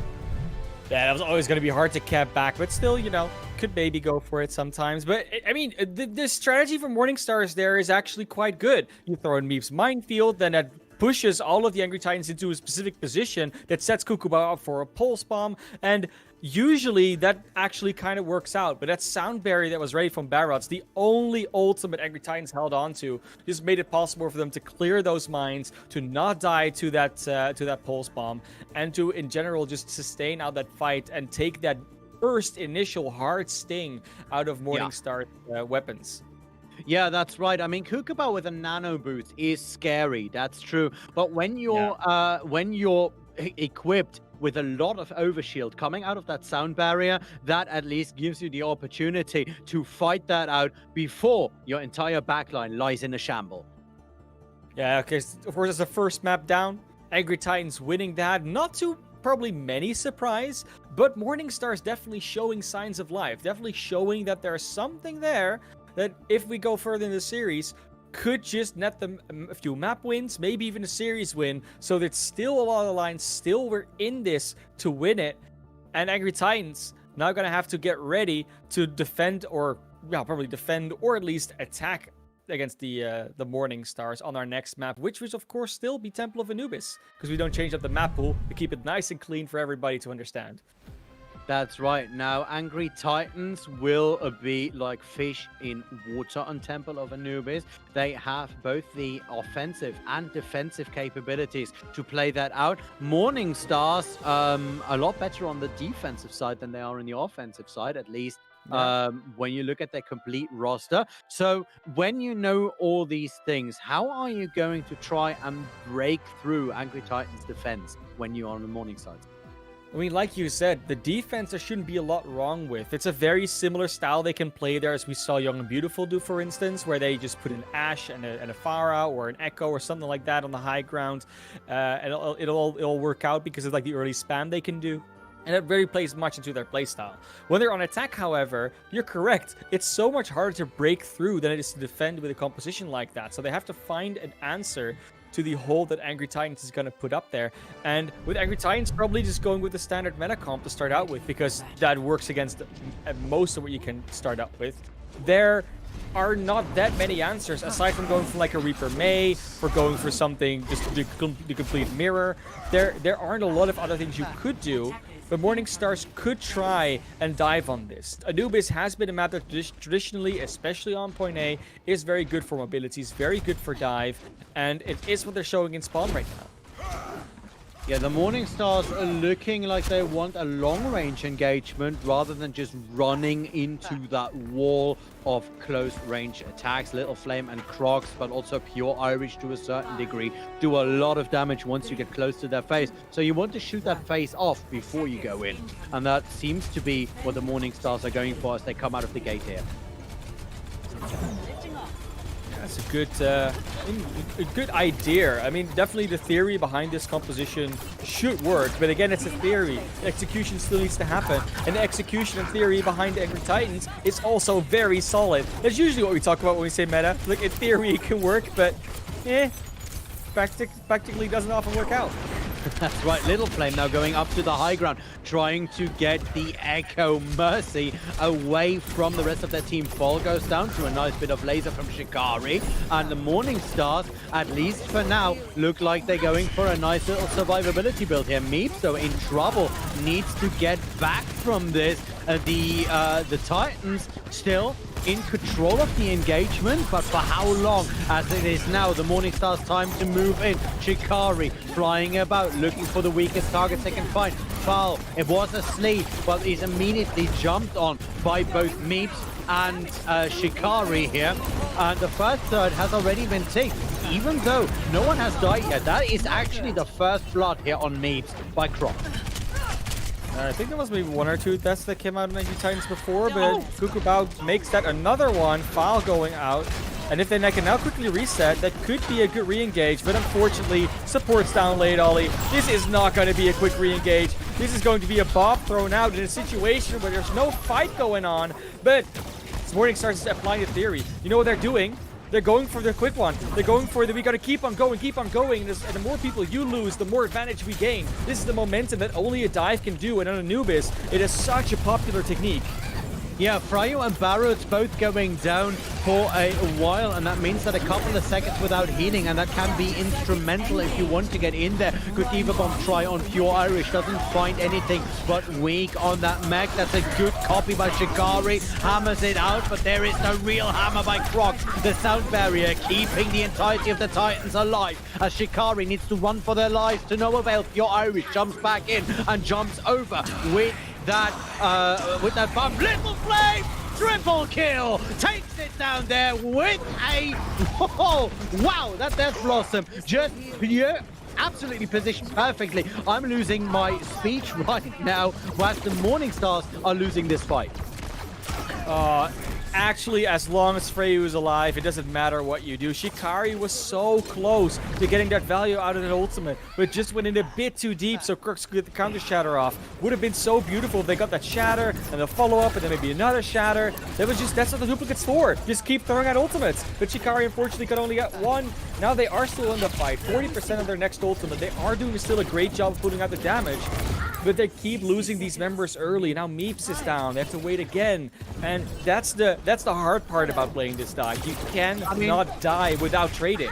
I mean, talking about Crocs here for a second, right? We talked about him off cam for a while. We've talked about him quite a few times in this series of Contenders Trials. He may not be the greatest main tank player on tier 2, but every time it matters, Crocs is there to just make something happen. Now takes Akaya down. Weak with a nice bomb onto Crocs. Atna is actually getting Akaya back up, so it's looking quite good for the Morning Stars. Paul with a good bomb onto Shikari, though, and there is your Irish just laying down the dynamite onto the point. The second cap should be actually coming in anytime soon. Kukabao has another bomb ready and is looking for some targets. This time probably not ready to fire it in, because this should be the cap. No, coming back in is Croc, this time on the Monkey. They want to extend that timer. There's the overtime. That means it is just 3 minutes that Morning Stars get to play with. Yeah, it's also quite a bit of extra ult charges you give him away there, Crocs. I mean, it's so funny. You can talk about, oh, Crocs is actually a pretty good tank. He actually comes up with the matters, then dies to the self-destruct and comes with a monkey and feeds. I don't know. Like it's almost like he wanted it to happen, Ollie. He counter-cursed him.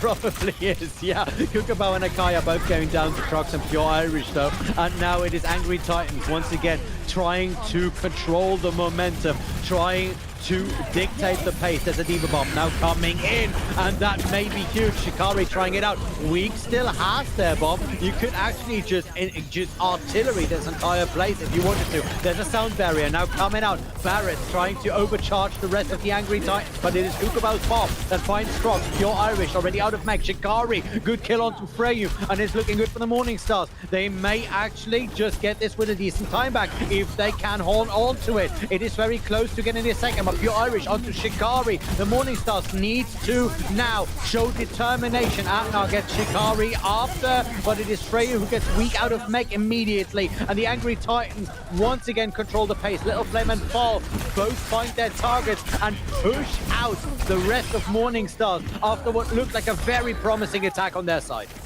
It really did, but it's the little things. It's that sound barrier that helps Pure Irish just get back in mech instead of having to respawn. It's the coalescence that helps sustain and deal some damage to the DPS of the Morning Stars in the backline, to put them out of position, to put them out of comfort, to stop them from pushing. It's so many tiny things that just happen to work out brilliantly for the Angry Titans, and especially from that support line. And now they'll have an EMP, they'll have a Death Blossom, they have their tank ultimates. They're going to be fine for this next one.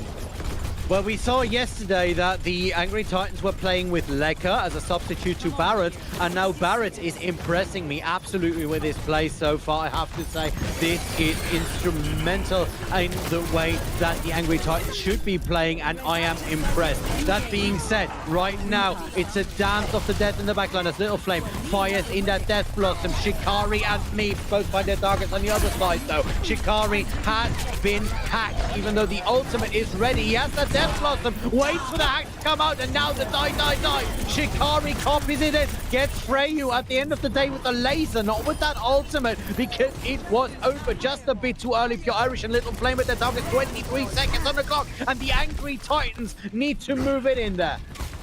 They've been repelled again, and now the support ults are online. Still the tank ults, well, the Croc still has a Primal Rage. This is looking very grim for the Morning Stars. They have 2 ultimates. We need to find massive value in order to clean up this point. That's right, Akaya on the sideline tries to boop away Freyu, who is with another coalescence. This man is just a disco ball, lights flying everywhere. This time around though, Weak with a good bomb is not able to find a lot of targets, but at least clear the point for a little while. Well, the rest of the Morning Stars move back in. Kukabao getting rest now. It's 2 versus 5 on the point. Croc with the Primal Rage immediately goes after Atnar, who is unable to sustain this out. Little Flame finds Meep here, and the Angry Titans should be able to stop this cap from completing. At least there's some percentage there for Morning Stars, but that looked overall very comfortable still for the Angry Titans. They're 1-0 up in the series, and they're very poised to make it at a 2-0.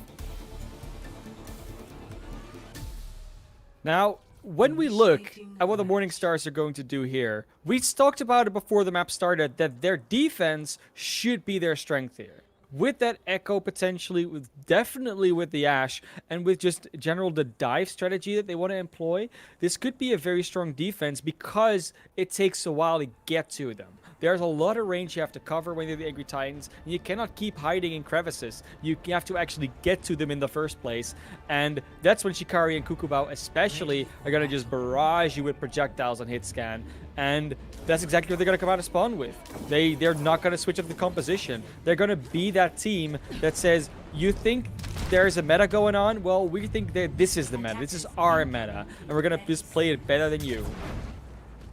Well, we will see whether or not the Morning Stars long-range engagement will work versus that meta composition by the Angry Titans. You are absolutely right. Kukubao and Shikari will only be able to play this out if Meeps and we can make enough space for them, and that is the big question mark here. Yeah, it's all about the ifs, the buts, the when, the how. It's a lot of question marks, but the question marks will still become exclamation marks as we know exactly what's going to go down in a few minutes. What happened on this map. Now, Fall already under a bit of pressure. The entire team already being under a bit of pressure. But they are able to move into the side room here, going for that clean engage on the high ground. But look at the Morning Stars. They're just kiting away. They don't want to fight them up there. They just want to be running away and be safe and be fine. They are. They sent Meeps in just to extend the time that the DPS have to do some damage on them. But Shikari goes down quite early here because it is Little Flame who can just move in and move on. Kukubao tries to jump down, gets meleeed by Barrett after being put under a lot of pressure by Crocs. And it is the Angry Titans that immediately take advantage of that. They should be over before it even began. The capture coming in the first third. The second third is now being set, and the third tick should be just seconds away. 3 minutes on the clock, changes over to 6, and that means that's a lot of time you need to defend point B. We've talked about him a fair few times, but Freyu, one of the only, actually the only person close to their ultimates, will have the Coalescence almost ready, and that's probably going to just be enough to punch in a hole in this defense. Weekyu already hacked, already almost taken out of mech. This is such a tough situation for Morning Stars already. It is good healing on Weak, though. Akaya keeping them alive for a long time, but immediately Akaya and Atna going out of it because Crocs jumps in. There is the hack coming. The EMP.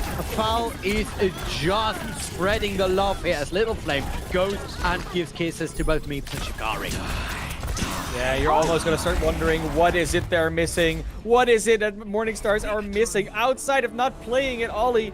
Angry Titans are just rolling over them right now, where they're supposed to be doing the rolling. They have the Wrecking Ball. They should be rolling to victory, but it's Angry Titans that are denying all of that movement right now. Yeah, it was a brilliant move here by Little Flame just to go into that site room, wait for both of the supports to respawn, just fire in that Death Blossom and deny any entry on that side, while you know that most of the Death Timers are still rolling for the rest of the Morning Stars. So, impressive? No. Surprising? No. But definitely very controlled and very deserved this so far. Yeah, and especially when you also look at that point A attack, Barrels, you mentioned before you were very impressed with them. They just kept on booping Kukubao off the high ground. We were in that POV of that Ashe. You saw him go forward and like, oh, now if coach come back up. And then Barrels is like, I'll just wait in this room behind you and do it again. Like, my cooldown will be quicker than yours, so you'll just fall on the points and then we win. Because all of that strategy relies on that Ashe having free high ground control, being able to sit there, shoot down with a dynamite the shots while their tanks just, you know, make sure the point doesn't get fully capped. And Kukubao didn't even get a choice to shoot. Shikari got taken down early. He didn't give it a choice to spam at the Angry Titans. So far, Angry Titans just clear on the win conditions, understand what Morning Stars want to do, and are able to dismantle that strategy without even committing like a full-on resource to it. It's just Barras that goes up with the boop and it's done. Like it's so little that they need, and that just makes you wonder, is this really just a meta difference, like a team comp difference, or is it really just a skill gap that Morning Stars cannot close right now? Well, I'm not entirely sure whether or not it is actually a skill gap. I think it is a coordination gap because what you see is Meeps getting picked, getting caught out a lot of the time. Meeps, who should be the biggest sponge for whatever the Angry Titans throw at them, and that is on the back of in this case, Akaya and Atna just being too far behind or not being protected enough, and that means Crocs sees that, jumps in with the monkey, gets an easy double kill, and that's all she wrote. Yeah, I will say a lot of that is also on the back of Fall. Fall just completely hacking up that ball all the time. Meeps cannot roll around half as much as they kind of want to. So there's a lot of these moving pieces, and if you understand that you just need to deny the ball value and deny the Ashe value, and then yes, there's still 4 heroes left, but they're not going to be able to do as much because they're not getting supported by those 2, then it kind of all starts falling apart like a house of dominoes. Now, of course, going to be able to go into map 3 still. It's not over just yet, but it's definitely looking very, very good for the Titans right now. I mean, Shikari and Kukubao, in and of themselves, looking at the Morning Stars yet again, right? Yeah. I don't want to lean very far out of the window, but they could actually be the better DPS combo when you look at when you look at just combo versus combo. They just don't seem to have the space or the opportunity to do the same thing that Little Flame and Fall are consistently able to do, and that is a tank difference right there. Yeah, and that's very true. And the tanks, of course, are not able to do as much because the supports aren't able to do as much. And it's like it's all working together. And that's what Overwatch is, Ollie. It's exactly what we're always talking about here on the stream. And what you guys at home are probably playing, not in the same capacity maybe as these guys, but still always having fun playing this game myself. And of course, going into Eichenwald here, also a beautiful map. We're going to get some nice medieval gameplay. Just a lot of heavy hitting on hitting. Probably going to be seeing some more Reinhardt from Crocs. Maybe even some Zarya from Pure Irish. But if they scouted Samsung Morning Stars correctly, which so far it looks like they have, likely is going to come out on that D.Va, because you're expecting Shikari and Kukubao to play more of those heroes that could use a little bit of defense matrix.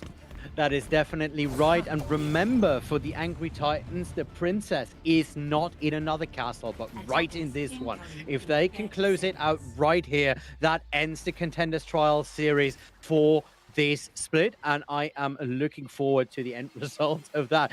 The Morning Stars, though, they still hope to at least get a map out of this one. Yeah, now I'm going to be... sorry, my bad. No, we're going to definitely see what the Morning Stars are going to run out with here. It's going to be the same thing we've been seeing them do before. Kukubao will be on the Ashe, though. And the Ashe, when you have to fight at range, is probably going to be a bit more conducive to what you want to do, especially when Meeps is on the Winston. You don't want to have that send that Tracer in together as well. Shikari actually switches over to the Pharah, and they get the early kill on the Freyu. The main source of healing is gone, Ollie. This is probably a very good opening. It is, if the Morning Stars press their advantage right now, but it looks like they have some issues actually getting the coordinated W. So now moving in, Shikari with a couple of pot shots has the opportunity to go in weak, falls onto Little Flame, so that's a good setup. Now Meeps has the opportunity to close this out as Crocs goes down with the help of Weeks. They are just ready to go and get that payload out of the garage, and I must say, this is looking good. Morning Stars, I'm impressed. You're coming back with a vengeance. Yeah, this is definitely the map that works most in their favor for this composition. That early pick on the Freyu was especially instrumental. And now Shikari, close to a barrage. You'll see Akaya and Adnar following up their weak. It's just following Crocs to spawn. Will not follow up on that kill. They value their mech a little bit too much. And I get it, you know? Even though they keep spawning in, they must cost a fortune. That is definitely true. And can you remember all the paint jobs that you have to pay for? Yikes. Oh, Freyu got caught out. Wow. Had to go back, so you give Morning Stars a little more time to actually get themselves together near that payload. But now the Angry Titans moving in. Freyu in the backline, already pressuring Akaya and Atna. Akaya going down with a nice jump by Crocs, but Meeps has that Primal Rage, goes in for a double, goes in for a triple. Atna with the rest right there, and the Morning Stars don't write them off just yet. It looks like they were born for this nightlife. Honestly, Angry Titans thinking they can just jump on Akaya, they'll get the easy kill. It took them so long. Akaya just kiting. They were so far back, and they just got away with it. They did still die in the end, but it doesn't matter because of this, in the meantime, the rest of Morningstar just finds their value by going on the other back line and denying the tanks. Little Flame was hiding on this Tracer. Fall was trying to hide on the Sombra, but unfortunately, Cuckoo Bao and Shikari are on point.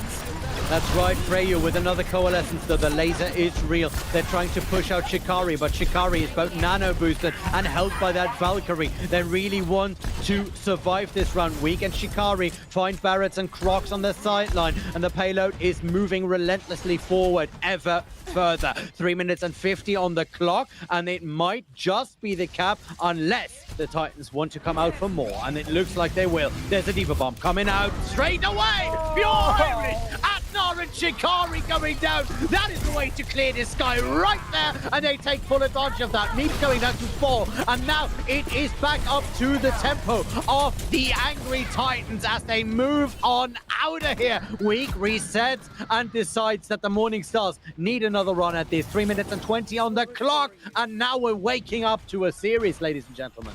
And it's such a standard place to stand in. Just as at Fire Mercy, next to the door, ready for the barrage, they just throw the bomb. Like, if you're there, you're gonna die, and exactly what happens. Unfortunately, Shikari and Adnan are unable to get away, and there's the EMP play. Yep, and immediately combined, or actually countered by the barrage. This time Shikari not lucky enough to make something happen, but at least gives the tank some time to get healed up yet again. Little Flame on that Tracer in the backline. Pure Irish, very deep in enemy territory. Foul going on to the Morningstar supports here, but it was this time Weak who was able to at least peel for Atnar. Now Atnar will most likely go down as Pure Irish goes for a second attempt here. That is beautifully played. Now Weak with the Diva Bomb on their own. There's a ball. Oh, that was a bubble. That was very close to breaking, but it was just enough to stop that. Now there's a sound barrier coming out from Barrett to keep the Angry Titans in the fight. Freyu and Kukabao. Barrett with a nice move onto Meeps, and that is not something you want to happen to your main tanker. Shikari goes down as well, and Weak resets yet again. Actually doesn't get the honor of the reset. Pure Irish comes in with those booster rockets. Yeah, 2 minutes on the clock. It's still quite a lot of time because they took point A so quickly, but they still need to make it. Yeah, no pulse bomb there. Not for you. Yeah, that pulse bomb was very close to being Kobe'd into 4 people, though. That was just a little bit of a millimeter difference. Barrett is very low, gets a lot of damage, but is able to be healed up. The same thing goes for Little Flame. And Crocs keeps the rest of the team somewhat out of harm's way. Now Weak comes in, finishes Crocs, and that may just be an opener that the Morning Stars need. There's another bomb coming in from Irish, not finding targets this time around. Shikari has another barrage. Kukabao and Shikari, this time with a nice setup of damage. Diva Bomb, this time from Weak, but only to get a new mech, and that's the cap. And we should be going to a point. No, it's not the cap. Wow. Okay. There it is. Jumping in the last second is Little Flame and Crocs. Good try on the barrage this time around, but still the cap not real. Barrett and Pure Irish jumping back again, and Little Flame had to go back. Otherwise, we would still be talking about this. 2 minutes and 30 on the clock as we go into the castle. This is a 10 seconds extra stall. That's just what they wanted. I mean, it might make the difference in the end. Who knows? Adnar and Akaya will have the ultimate together with Cuckoo about this bomb. Could actually be a nano bomb. It would be beautiful to see. Damage boosted at least, but Little Flame has been going down to these rockets, these damage boosted power rockets, quite a bit now.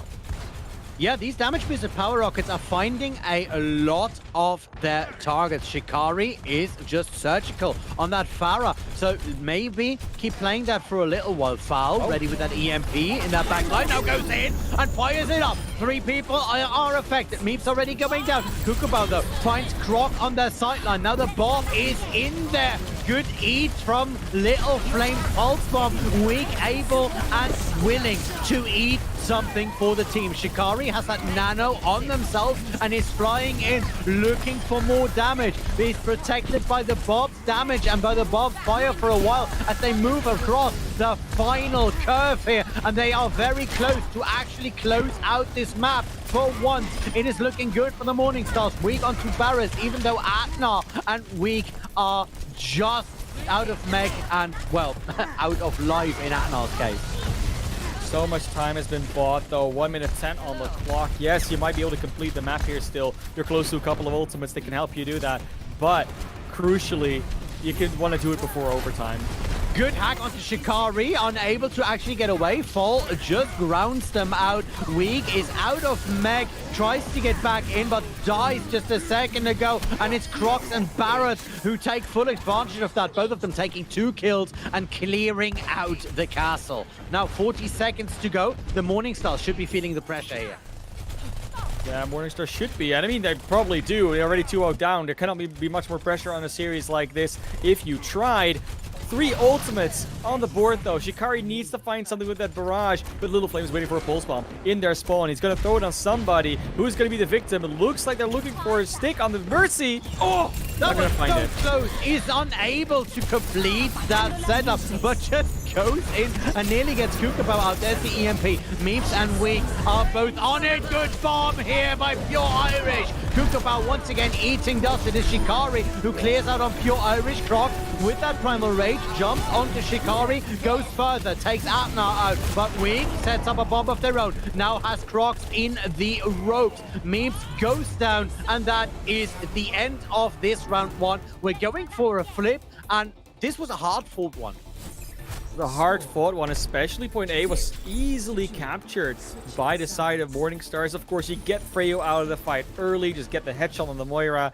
That will give you a very big advantage that they capitalized on, but it took so long for them to get to streets. That third point was just apparently unattainable with that time bank they had left. Now we will go into the other half, and Angry Titans does have the payload, have to push the payload a ways. And with the composition that Morningstars are usually running, it could be that their defense is again stronger than their offense, and they're just not going to let them even get through point B. Well, unless they're going to get overrun, because we've seen what can happen if you go and take those engagements that are just not in your favor. That happened on Temple of Anubis a couple of times and can just as easily happen here on Eichenwalde. The only difference is that you have a lot more room to maneuver when you're the Morningstars. Yeah, and of course, when you're on Anubis and you hold on the high ground with this composition, with these type of heroes, I mean, you know, Shikari on the far end side of the Echo, of course. There's a lot of high ground you can use and to move between. There isn't as much high ground on this map, especially Kukubao and Akaya will have a very tough time maneuvering into positions and kiting away from the enemy team. And it looks like Angry Titans know. They know where they're going to run into. They're just going to go for this rush. They want to go straight onto that objective, run over that DPS. So the DPS support combo of Akaya and Kukubao, and just deny them any opportunity for spam. They're not changing a moving composition. Barrett speeding in the rest of the Titans, and they are now very close to actually stepping onto that point. Need to pull back, need to try and find either a different approach or at least enough time for another speed approach, powered and sponsored by Barrett, of course. Shikari gets themselves back into the air, knows what's up as the balcony gets pelted with shots. We do see Crocs going very low, actually goes down. Weak there to close out the deal, but they immediately lose Meep to Pure Irish again, and it is too bad that this monkey cannot stay alive when you have that kind of advantage. Kukubao finds Fall on the sidelines. Weak out of mech. Freyu closes the deal onto Weak here, and now Kukubao, while he is able to find some targets, he will not find the pressure he needs to get onto the point with the rest of the team. Shikari going down, Little Flame with a nice double kill here, and the Morningstars should actually be in trouble. They are, and that was a beautiful push. 5 minutes and 16 on the point. A really aggressive posture from Little Flame. He wants to go as deep as possible. Nice shot from Kukubao, though. They'll not be going as deep as they maybe would have wanted to. Morningstars did build up a few ultimates, but the Angry Titans are just using them to push them back into spawn. And if you can corral the Morningstars in their spawn door for the next minute, then the payload just rolls to the end of the bridge. There's nothing that Morningstars can do about it. Fortunately for them, they're able to get out and able to set up on this high ground where they should get so much area control.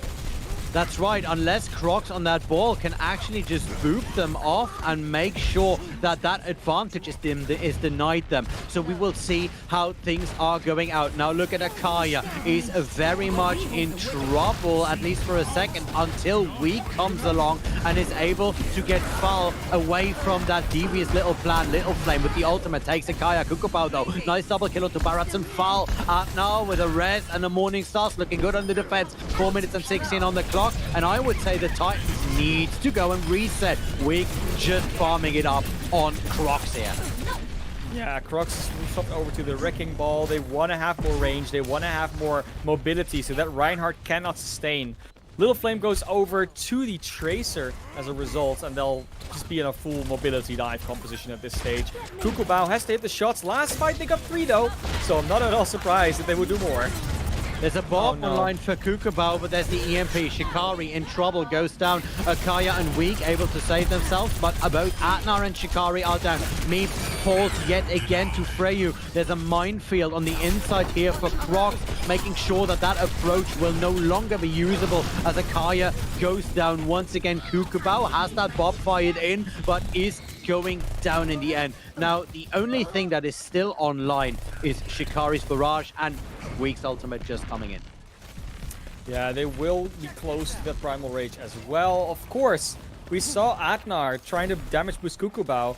Got taken down to like 20 HP, and only when they're on 20 HP, Kukubao was like, oh, maybe I should try and help out Atnar when the ball is on. One Atnar though, there's the bomb, countered by a sound barrier, and that was just in time for Barrett's. Little Flame finds Kukubao on the sideline. That is beautifully played. Shikari has already used that barrage, but what I wanted to highlight is Atnar this time on the Brigitte, probably to deal with Little Flame. We'll see how that will play out. You're Irish, good bomber to me. Atnar goes down as well as Crocs comes in and melees it out. Shikari unable to get away. Weak now hacked and alone in enemy territory. Point 2 has been capped, and with 4 minutes on the clock, this should actually be highly winnable for the Angry Titans, no matter how hard the Morning Stars are defending this. I mean, you say they have to be defending against Little Flame, but Atnar actually got taken out solo by Crocs in that fight before. So, yeah, the Brigittas kind of just deal with everybody. Not just the Tracer, also with the ball, with the Sombra, with the Diva. Like, it technically counters everything dive, right? And so far, they at least get the Sleep Dart on the Crocs and the kill. The payload is almost there. It's the last corner, Ollie. It's just a few more meters before Morning Stars go down 3-0. A mapless season of trials. Angry Titans, can they push it in, secure their spots in Contenders? You see it right here. Oh, Shikari with a nice Little Flame with a nice pulse bomb onto Shikari, who has flipped onto the legs. Good EMP coming out. Crocs and Barrett, both of them using everything they have in their arsenal. Now the Titans are on the button and they are making a lot of pressure. Fall. Good hack onto Meeps and closes it out. The same thing onto Weak, and this is just millimeters away. Freyu with another laser, and that's it. That is the series. Angry Titans take it readily in a 3-0. Yeah, that means we know the teams that are going to Contenders for the month of October. Young and Beautiful, joined by Angry Titans. In the other group, it's also been confirmed that Ex Oblivione and Shoes Money Crew will be joining them in that, Contenders month of October. So those are the groups, but of course, this series, while the 3-0 was still super exciting, Morningstar showing so much of what their potential is, it is just maybe just not their meta. That might just be the reality of the situation, because they keep playing this spam composition without any adaptation. And yeah, I mean, Far Hour Echo, that's the adaptation, and it's just not coming together for them, whether that's coordination, whether it's individual skill. You said it was a tank line difference. I think that's very true, but I also think that the support line is it could be a difference, but that also then comes back to the tanks. It's always tough to see where exactly the errors are. And with how long Morning Stars have been together, it is kind of disappointing to see that disconnect between the front and the back line sometimes. So hopefully they'll reflect on this. They'll come back next, actually they can't come back next trial season. They have to go to Open Division, Ollie. They actually have to fight their way back next weekend in the Open Division playoffs for this trials team, so that Samsung Morning Stars, Incognito Mode, and Vasta Gaming have to go up against the top teams of Open Division. in order to secure their spot back in the trials. It's all a very fun period, Ollie. Everything is shifting up and down, and yeah, we'll of course see if Morning Stars can do that. They definitely are still a very good team for EU. I mean, they are within the top the top 20 teams of EU we're talking about here. So they're not to be scoffed at. But unfortunately, they just couldn't get through this group, which seemingly also just was a group of death. So much landed on this last day, and that's something we haven't seen in a while for trials. Absolutely crazy, and you love to see it. If you want some exciting things to happen all the way to the last day, this series did not disappoint. Also not disappointing are the ladies and gentlemen of the Angry Titans, who will send us Freyu for an interview. We will set it up and get Freyu right in here. We will be back in just under 30 seconds. Don't go anywhere, because we have some questions for our friend.